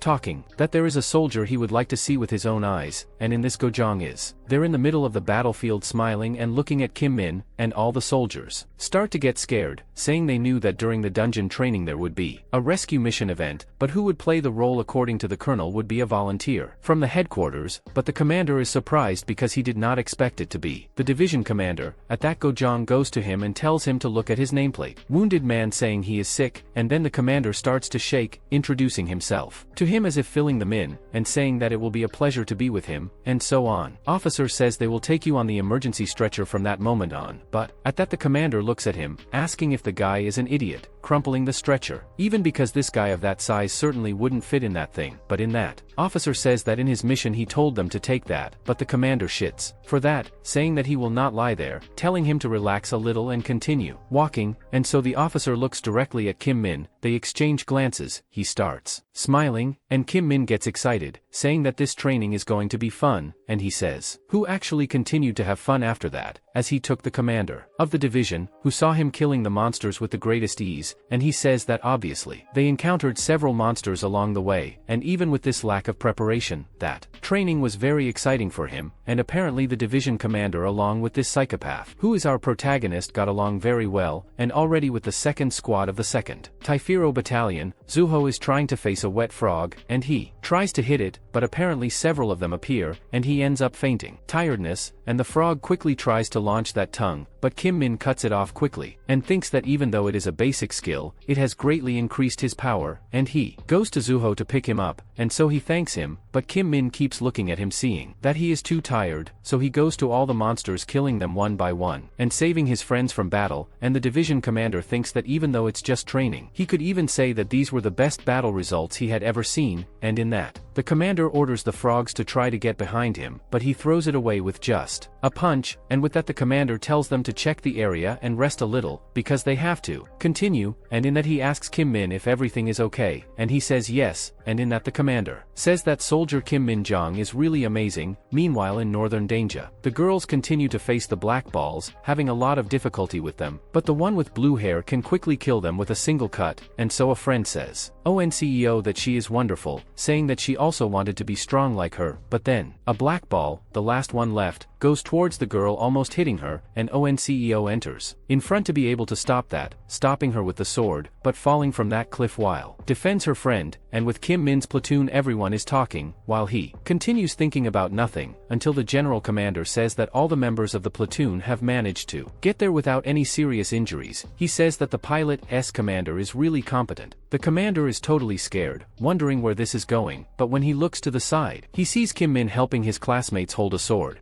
and notes that it's all thanks to his great members of the platoon. But the general commander says that this is part of his competence too, telling him to do his best until the last part of the training, and so the commander is all happy, and in that he looks at the other officer, asking what's wrong with the balance, and also questioning whether his left hand is just for helping, and he starts to apologize. While this mess is going on, the other soldier talks to Sung-woo, asking if this isn't the second part of his field hunter, and he says he is, and his friend asks if he can question anything, and he says no, asking not to even ask, but the kid asks anyway, questioning, what is that on the side, where it said not to enter, and in that the Four Eyes simply says that it's the hole and dies there, so the commander says they are leaving, asking everyone, line up, and the Four Eyes keeps talking about the hole, so his friend asks about this hole, saying that he can even see that it is a hole, but his friend asks if he doesn't know about the whole dungeon, saying that he thinks he fell asleep during the dungeon training session, and he says that although not much is known about the dungeon phenomenon, the hypothesis is that it is a space that is connected to another dimension through a portal, and in any case he has no way of thinking that this is a perfect connection to infinite space, so he says that's exactly it. What happens is that there are not only edges in the dungeons, but there are places where the connection is lost, dungeon holes, and in this friend questions what happens if he goes outside the edges or into the dungeon hole, and the Four Eyes says he doesn't believe it himself, but they say you'll be teleported back to a random location within the dungeon, and they begin to focus on it, until they notice something happening in front, and they ask what it is, and Kim Im also goes to look, getting scared along with the commander, and Missy Beautiful that person is a CO, thrown on the ground and passed out there. So they take her to drink water, and wake the girl up, putting a splint on her leg, and the general commander just watches what's going on, and the platoon commander says he informed that they are safely back to the battalion headquarters, so she shouldn't worry and it's just recover, and in that she asks if she can ask him to confirm if all the members of her battalion are safe, and he says that they are all safe, and they are very worried with her, and says that they stopped training to be able to look for the girl, but he is sure that they will continue since he informed them of the situation, and in that she thanks the commander, saying that it is a relief. Then he tries to get up, but notices that his foot is completely hurt, and in that the officer says that it would be difficult to continue training with that foot, and says that it is so. It is difficult for hunters to take care of themselves. How do they improve their combat skills? And the commander says he has already contacted headquarters, and the transfer team will be arriving there shortly, and he says that unfortunately this training session will be closed, but the girl is crestfallen with this information, so the general commander asks, how is the soldier? And she is scared, because that is Major General Seo Kyung. No way man, I can't remember all these names, it's Major General, General, it's complicated, it doesn't work, it's a very strange name, and she questions what the division commander is doing there, because, wondering if that platoon wasn't in the middle of their training, and in that the commander says that she is fine, saying that there are no serious external injuries, but she appears to have hurt her left ankle, and says she believes it will be difficult for her continue training, and Seo Kyung asks if that's really the case, saying it's a great shame. After all there isn't much missing, and in that he asks the girl what she had said happened, and she says she's from Private First Class, Song-un Seo, saying she fell off a cliff while fighting a monster, and passed out. When they opened their eyes, she was already there, wondering if she fell over the edge of the dungeon, or into a dungeon hole, and says that in any case she was lucky, and was found so quickly, but in that he realizes something, asking what name she said she had, and she claims to be Song-un Seo, from the first private class, and he is surprised by that name, asking if she is Song Taeho's daughter, and she gets a little shy saying yes. Then he gives the title of Woon to her, looking around and noticing Kim Min there, calling him, then he will introduce himself, while the girl turns all red, asking why it had to be that man, and with that, Kyung tells Kim Min to get up, that fellow soldier immediately, and she is discredited by this, and Kim Min too. Then Kyung tells him to lift her up, because she is injured, and he sees her all red, and note that the business is a little serious, saying that everything is fine, because the assessment of the situation is complete, and so he obeys the order, approaching the girl, ordering her to climb on his back, and she asks if it's serious, and he says she can give up the training if she wants, but in return, her training score will disappear, and he asks what her choice is, and she finds herself with no way out, asking him to take good care of her, and so he gives her a big one. A big smile, and his friends say that Kyung is a damn monster, asking how he still has so much strength, so they say he's just not human, and he continues to calmly take the girl to side of the commander, and he asks the boy to follow along with the vice commander in the platoon at the back, and tells him to inform you immediately if he gets tired, and he says there's no way that can happen, and the vice commander thinks of a yes sir, and the commander notices that he mixed up the words and thoughts, and in that the girl remains on his back, all red and shy for being there, while he thinks that this is a basis of an accomplishment, and in this his Kyung sees the two of them following, and the vice commander will talk to Kyung that she may be accused of having received treatment special due to the fact that she is the daughter of the commander of another division, but her Kyung speaks that there is no regulation that does not mention that they should help the injured, and he says that this is part of the service, and then he says that it was in days in something that the vice commander is forgetting, and simply calls Saint and Horror a fucking idiot. And in that situation being carried, everyone is looking at a CEO, and she thinks that if it's uncomfortable, there will be too much, and tells Kim Min that if he's tired, he should be sorry to warn her, because she will give up, so he says that it's okay, because it's lighter than a feather, so the girl gets all excited, and he says that she is lighter than a feather, and says that judging by her weight, he thinks she must be about 50-odd kilos, but she stops him from talking, saying that she will shut up, and asks if he can be quiet, so he leaves the feather alone, and she stares to him, saying that he will compensate him one day for his help, and he says he will wait, looking forward to it, while laughing like a psychopath, thinking that if her father was the person to compensate him, it would be even better, but then he remembers and goes back to what he was talking about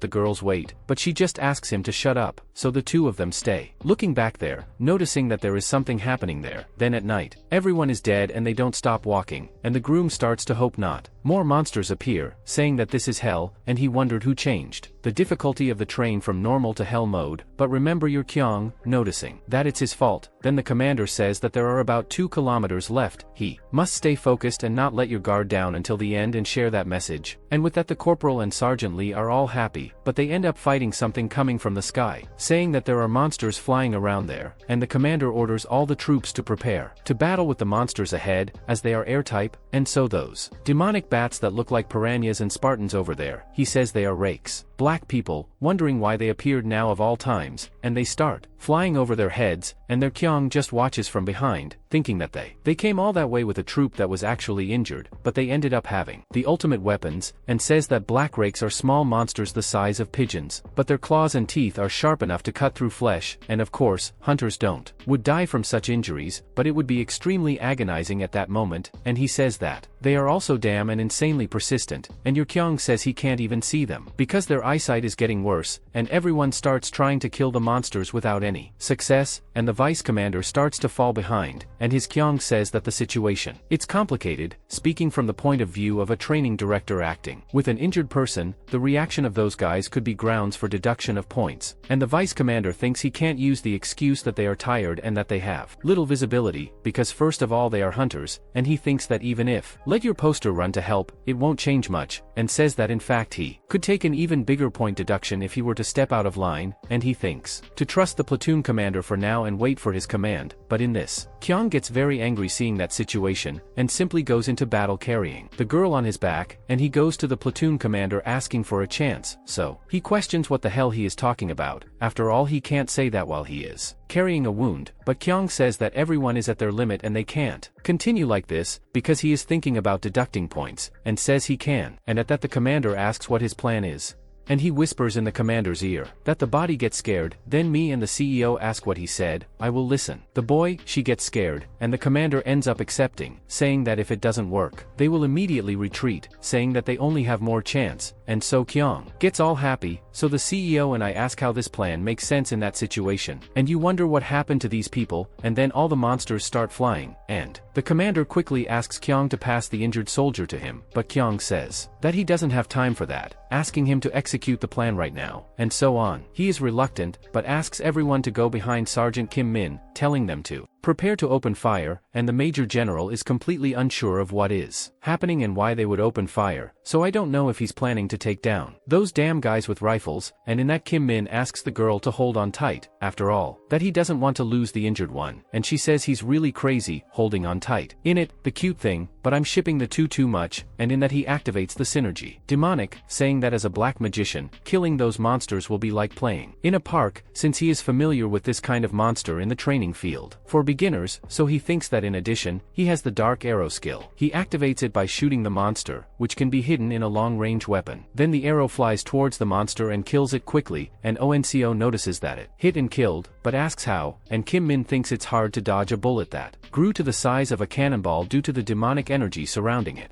And he also thinks that there is no way he can get caught, since it is at night, and he stays all happy about the dark arrows, and so he starts killing all the monsters quickly, which disappear one after the other, and everyone thinks he is incredible, but while he turns around, posing, one of you remains stuck to his back, and everyone dies of envy, saying that that fucker is a bit too much, and so on. A while later, they finally return to the base, and after everyone enters, where the officers there speak, that all members of the 2nd platoon of the 2nd company of the 2nd battalion passed, and so everyone is happy while Kim Min is still holding her, and he thinks that everyone went through, and in this the medical team asks you to please inspect the injured first, and in this the commander says that everyone did a good job, thanking them for not give up on themselves and hold on until the end, and then everyone is happy, and at the same time the commander asks everyone not to lose focus, as they will be relocated to the tents and rest, asking everyone to move, and in the meantime Kim Min continues with the girl on his lap, and he asks where he should go to be rewarded for his accomplishments, and then the commander calls Kim Min, saying that he worked very well, he was the first to act and did not shy away from any danger. Then he simply thanks the superior, and thinks it's an obvious fact, but he's still a little shy about it, so it's a CEO asking if he can go put it on the floor now, and after being placed in the machine asks apologies for any inconvenience that may have caused their platoon, and thanks too. Then the commander says he is happy that they were able to finish the training together, and he asks her not to think of herself as a burden. Then CEO Kyung comes there laughing for the hell of it, saying that this is great. Then he says that in the end the entire platoon managed it, do the training, and goes up to Kim Min trying to give him a hug, but the boy ends up escaping, so he comes back wanting to give a hug again, and starts running after the boy, and the commander says that to be honest, it's all a joke, that damn guy, and while CEO Kyung is playing with the boy, he hears a familiar voice, and that is Colonel Yeo Ji Hai, bringing some of the commanders along with her. As she walks she passes directly by without looking at me to CEO Kyung, and Kim Min is surprised by this, and the woman goes directly to a CEO, asking how she is being hurt, and she says that besides the injury on her ankle,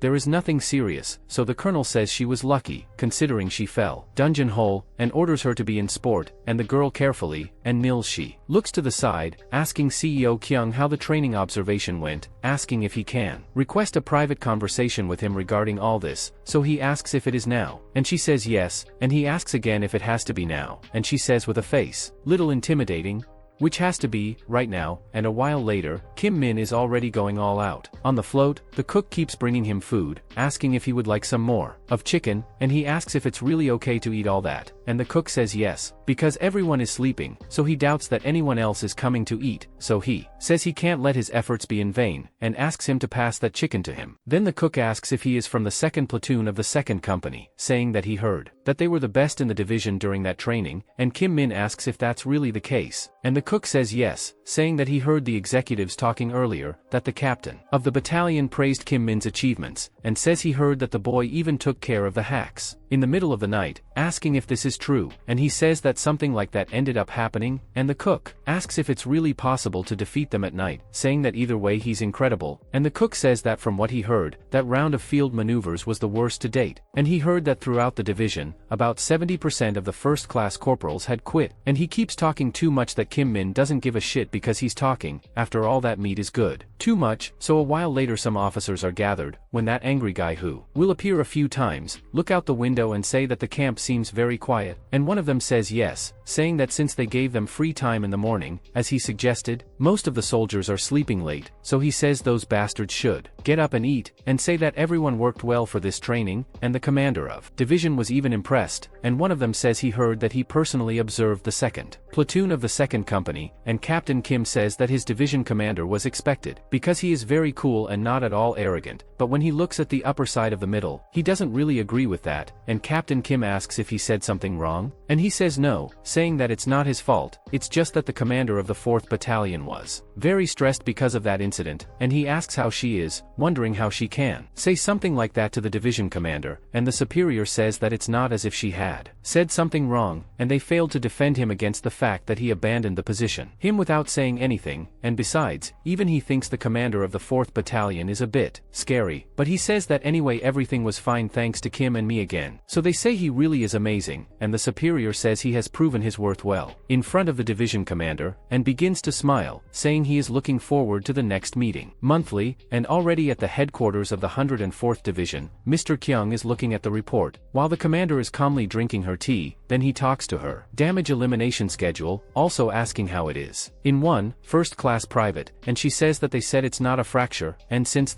her division is being considered good, she should finish the treatments tomorrow, and will continue with her duties. Then her Kyung notices that she must have taken after her father, and at that he answers the phone, introducing himself as his Kyung, and who is probably that girl's father, calls him a damn bearded, and he asks who it is, wondering if he forgot his voice, then he realizes it's himself, Major General Song Tae-ho, and asks why they don't have a duel, and he says this very angry, by the way, and at that moment Kyung also starts to curse him, asking why the hell he is giving nothing, and also he asks why he called him a damn bearded man, and Tae-ho says that he is a damn bearded man. Anyway they're going to have a duel, asking what the location is better for him, and his pissed off Kyung calls him a nerd, asking if he's like that because his daughter is hurt, asking if he is really a soldier, and wonders how he dares to call himself general, and Tae-ho says he's a soldier and a general, and he just wanted to exercise a little bit with your Kyung's bag, which lasts a lot longer than a normal bench bag, so your Kyung says he is very immature, apologizing that his daughter got hurt, but that happened during training, but then Tae-ho hits him where it hurts, asking him what he knows when he couldn't even get married, then he says everything is fine, asking where he is. Then Kyung asks why he isn't answering him, asking if he's in a day now, because he must not leave there, and he also says that it's not that he couldn't get married, it's just that he didn't want, and asks what the hell is going on with that bastard, asking if he's not going to give him. Then the commander says that the call is over, and he is so pissed off that he only realizes now. He asks if she has Tae-ho's number, telling her to call him immediately, but then she asks him to calm down, saying that he believes Tae-ho has every right to be angry right now, so he questions what she's talking about, asking if she's taking that nerd side, asking if it was she was the one who told him about her daughter's injury, and she says that since she was transferred, she has. I'm sure the hospital called her guardian, and besides, her guardian is within his rights to say that her daughter is hurt, and she has been given special permission to finish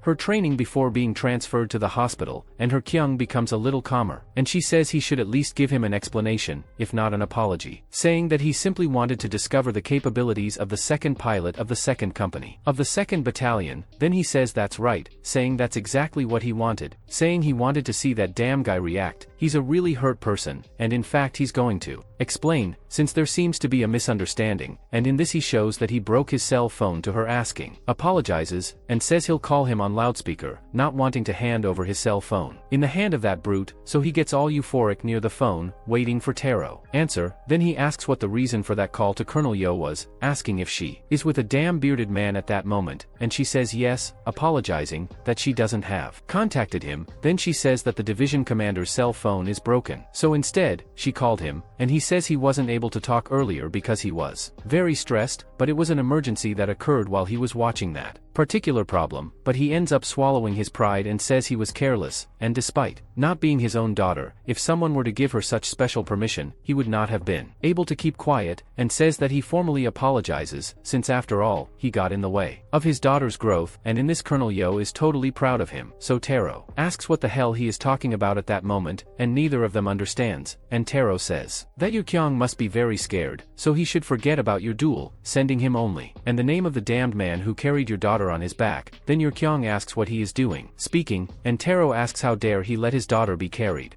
by someone who doesn't even is a doctor, and he can't remember the last time he carried her, and he says that, anyway, you better prepare for next time, and ask again what the name is of the damned one who carried her, and says he better talk now, but then Colonel Yo simply hangs up the call, and looks at his Kyung, who is very angry, asking for his special permission, and she asks him to calm down, but he tells her to prepare a vehicle immediately, and she questions where he's going, and he says she better free up the rest of her day since they have to go to Daejeong right now, and she questions if it's serious, getting mad at those idiots, while Skimmy doesn't even know what shit he's in, thinking about the taste of chicken. While he keeps walking, he passes by his shadow, which starts to catch his attention, and he looks at it, asking her to hide and taking her away, and throws her out there, and questions what she is doing, asking if he didn't tell her to stay hidden, and she is in doubt, but then remembers that he has something to tell him, and he says that he was aware that there was no one around, but wonders if she didn't think for a second that he would make her mad if he kept showing up that way, so she gets down, but he ends up delivering food to her, and he questions what is it this time, and she shows him the memory, and seeing that he wonders if there was an ambush or something like that, and also notices that there is a suspicion of demonic energy there, and he ends up finding out that it's in Wazyeong again, so he says that he came all the way there, and says that he is the commander for his shadow, and in this he gives it a little more demonic energy, saying that now maybe he should think of an excuse to go out again, and he starts thinking that it would look suspicious if he were to leave suddenly, but it will just be a waste of your day vacation if it is a mere suspicion, and he says it was good that he was granted a day off as reward when he went to Yongu last time, and in that when he enters the room, everyone is celebrating something, and he congratulates Kimim, as he was selected as the best soldier in the division Hunter's Field Maneuvers, and he thanks the commander. Then the commander says that they expect that there would be a prize this time too, and says that anyway, thanks to him, everyone, the pilot was given a day off as a reward, and his eye shines, and he asks if he is capable to use his day off the next day, and the commander notices that he seems a little rushed, asking if there is something wrong, but Kimim says there is nothing wrong, saying that he just wanted a day off tomorrow and that's it, and everyone notices that the boy is quite stubborn, so the commander says that everything is fine, saying that he will take a look at it, and he thanks the platoon commander, so the next day he is already in Wazyeong, and everyone is working there, but he wonders what's going on, and how did the situation end up like this, and why are there so many hunters on the scene, so he stands in the middle of them all, and begins to think that his shadow must give him his energy, the doll back soon, because she deceived him, and while he's pissed off with his own shadow, notices the boy there, and goes to talk to him.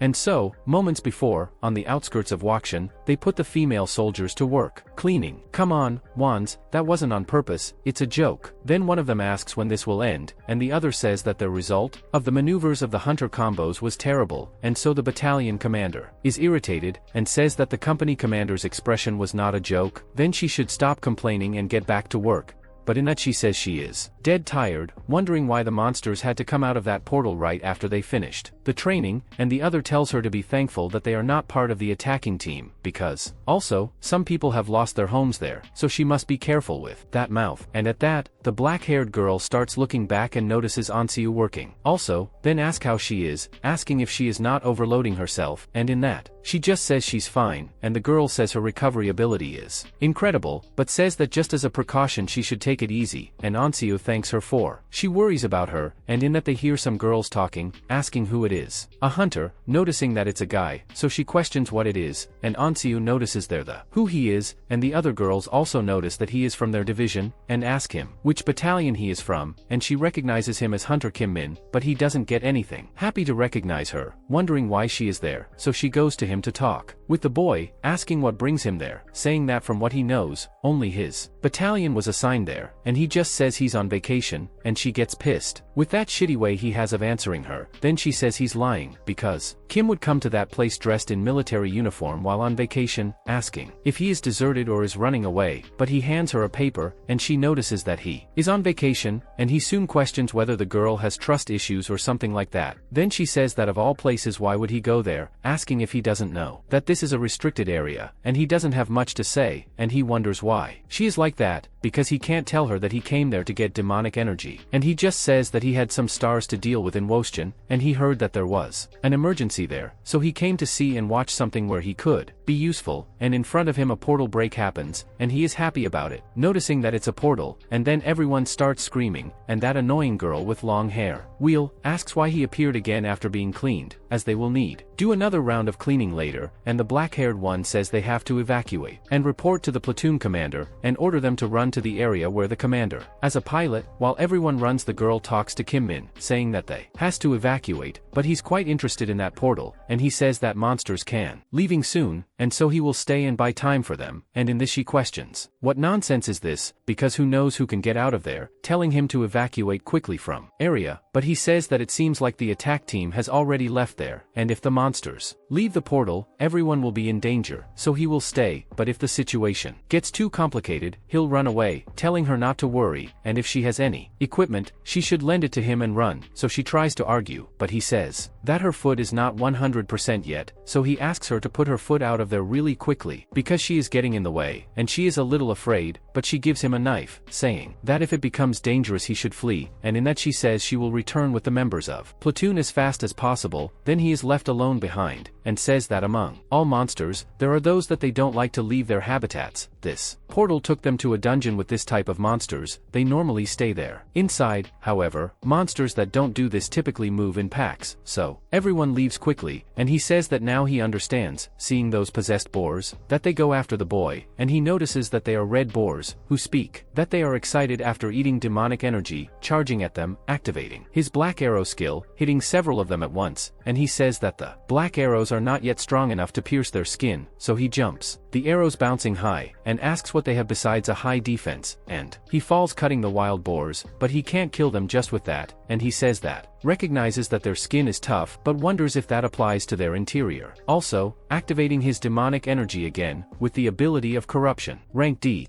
and starts killing them from the inside, then he questions what it was, asking if the demonic energy he gave them is not to their liking, and so one of the boars starts to die, but still attacks the boy, going all out for Kim Min, but it turns out that the out-of-control boar kills its own friend, and Kim Min is happy with that, collecting the demonic energy that was in all of their bodies, and seeing that the demonic energy has left their bodies, Kim Min wonders if the knife will make a work better now, and so he can kill them easily, and the system says that he absorbed a certain amount of demonic energy, and his demonic energy status increased by 1, and this happens 3 more times, and he ends up improving the walking skill of the knight, as well as basic fencing skills. Then he says that everything is fine, and notices that everyone is there, but before he can enter the portal, he notices that the soldiers came back very quickly, and one of them talks to him, asking if he said it was Corporal Kim Min, asking how he was and questioning if he was hurt somewhere, and even though she says she's fine, she questions if it's true, saying that he should have reported as soon as the portal opened, asking why he stayed there, and he says who didn't know what kind of monster would come, and so he was trying to buy time to their companions evacuate, and so they all become super flushed with masculinity of the kid, but inside he tells them to keep quiet, because they ruined everything, and then the lieutenant asks what he's doing there, and asks what unit it is of him, and he says he is Corporal Kim Min, from the 2nd Company of the 2nd Battalion, and the lieutenant notices that he is on vacation, and asks why he would come there just to go on vacation, asking if his house is nearby, and he says he is there because he had business to settle in Huaxiang, but he heard that a portal had appeared, and came to see if it had someone who could be useful, and so she buys the idea and says it's right, and says that since there were no sticks and all the monsters that appeared were killed, they will leave there, and say that the investigation team will arrive soon, and will resolve the situation with the attack team, and in this everyone notices that he defeated the 5 red boars alone, and they fall head over heels for him, asking if he did it with just a combat knife. Then they say that his strength is incredible, and so the 2 of them watch the fans that he won, and he doesn't seem to be happy about it at all, asking only to be left in peace, and in that the commander's Jainer discovers that Kim Min got himself into trouble, and responds the person on the phone saying that it is one of yours, that he is currently on vacation, and discovers that the boy went to the outskirts of Hanshin, in the province of Gungan, the place where the situation broke out, and it turns out that he killed red boars and volunteered for public welfare work, and the lieutenant says yes, saying that the portal has been locked down for now, and they are currently disinfecting the residences that were affected, but Corporal Kim Min volunteered and is helping now, and this is the first time of her seeing this, and one of the girls says she heard that Hunter is on vacation, but he's helping out during the holidays, and that girl in pink has a crush on him. Then she asks how he packed against wild boars using only a knife, and get hit by their advance is almost the same thing as being run over by a truck, so he continues working, thinking about his wild boars, saying that the activity is like that are annoying, but it will improve your image before they leave, and so a CEO goes to talk to him, and he gets a big scare, and says he almost threw disinfectant on her, and she gets really mad, but he asks her to get out of the way, and she is in disbelief, asking if they can talk for a minute, and so he goes to talk away with her, and complaining about what she wants to talk about, and she asks if on that day when he is coming away, he cursed from the window of his bus, and he complained what she was saying, because he doesn't even remember, but then he ends up remembering when he looked at her from the window, from the bus, and says he didn't curse her, he just says that if she messes with him again, is dead, but she questions whether this is not basically an insult or a threat. Then he says that he admits that that day she messed with him first, and maybe it could be late, but she apologizes for it, and he notices that she lives in a very boring way, and then she asks if he follows her excuse, and he says there is nothing to apologize first, and he asks to go there, and says that if they've already finished there, he's going to leave first, and then she brings up another subject with him, asking if he knew that there was only one case of a private first class getting a perfect score on the promotion tedium, and he questions if she's talking of him, but she says no, saying that there was someone else in the past who achieved this. Then he asks who it was, and she says it's her old man, but corrects herself saying it was her father, and he notices that the division commander, she says yes, saying that he is the only person who had earned the rank of general after starting out as a soldier, and she wanted to become someone like him, and that's why he enlisted as a soldier too, and then he notices that his father, she reached her goal first, and thinks this is intriguing, but is left with the flea behind from the ear, saying that the army of hunters was formed when the portals began to appear, and he was 7 years old at the time, and he questions whether the division commander re-enlisted as a recruit after becoming an awakened, but she says no, saying that to be honest her father used to have a fragile body when he was younger, and because of the division problem, he was discharged from military service, so Kimmy notices that after waking up and his physique improving, he enlisted on his own, and she says yes, saying that he always told her he was a relief for him to have woken up because now he can protect both her and his mother, and in that he says that seeing her expression makes him want to get to know her better, and she says that if they two meet, she is sure her father would be happy to see him, that's how it would be, sure, as if he wasn't crazy to kill that kid for having grabbed you from behind, and she says he would be happy because he has an extraordinary affection for strong soldiers. Meanwhile in Daishin the two crazy people come face to face and start a fight, and Taeho says he found it, that he would come right away, asking why he only came now, questioning if he was counting fear like that, so Colonel Lee and Colonel Yo are completely scared in the middle of the two's fight, and Major Seo says that his division is not so lazy on his account, so he questions which is fear, if it is some kind of food, and in that Taeho questions why such a busy person would come. Up until then, only for him to say that guy's name is Kim Min, so Seo Young questions how he knows the boy's name, and Taeho questions if he thought he wouldn't know if he didn't tell him, and the two continue to fight, and Seo Young questions what he's going to do about it, and Taeho asks why he's worried, saying that's why he should do better, and they keep fighting, and Colonel Lee says this is no joke, because at this rate, no one will be able to stop the two, and then Colonel Yo steps in between the two, saying that she has already 5 minutes have passed and that's enough, and so they really stop, and Taeho asks if the bearded man is still alive, and he says yes, asking if he is feeling better now, then he says that if he was satisfied with that, he wouldn't have even started, and in that the bearded man notices that he still is holding a grudge, and after the two fight, they go sit down, and Colonel Yo says that there was a report from the commander of the 3rd Battalion saying that the Red Boar Gate was cleared, and Seo Young says that the battalion commander did well, saying that she did well too, and when she leaves there the two begin to argue, and Taeho questions which is the real reason he came there, and asks if he has anything to say, and Seo Young says that that guy herein, he will promote him in a special way to sergeant, and at that Taeho asks if he came to, bragging about rooting for the guy who messed with his daughter, but he says no one messed with his daughter, he should be grateful that the boy helped him, but then Taeho asks if it wasn't this guy who just became corporal, and before that he was specially promoted to first-class welding, and asks what he's thinking, and Seo Young says she plans to take the commissioned officer, and Taeho says that this will bring a lot of attention, asking if he thinks that Hak Chul will keep quiet, and says that if someone Seo Young recognizes, he will definitely to want, and he says that's why he's talking to him now, telling him to stay by your side in the future, and in that Taeho says he can't do that, based only on his word, saying who will decide this after seeing him in person, but at this Seo Young questions whether he doesn't have other motives for this, but at the same time on the outskirts of Chul Street, the boy notices something strange in the middle of his path, a fallen man, and that man stands up in front of him, showing him white hair, saying that he finally found Kimim. Hey guys, I want to know who found it. Which is in me. I also want his meeting with his father-in-law. I want the romance to be romanticized. Because the romanticized romance is getting good. I like that girl. She seems much more cuter than before, doesn't seem so arrogant anymore. And I want to see him get promoted, and also not. You can't even root for his dream, because his dream is kind of lame, so leave a like. If you stayed, I'll definitely bring you more. See you in the next video, bye.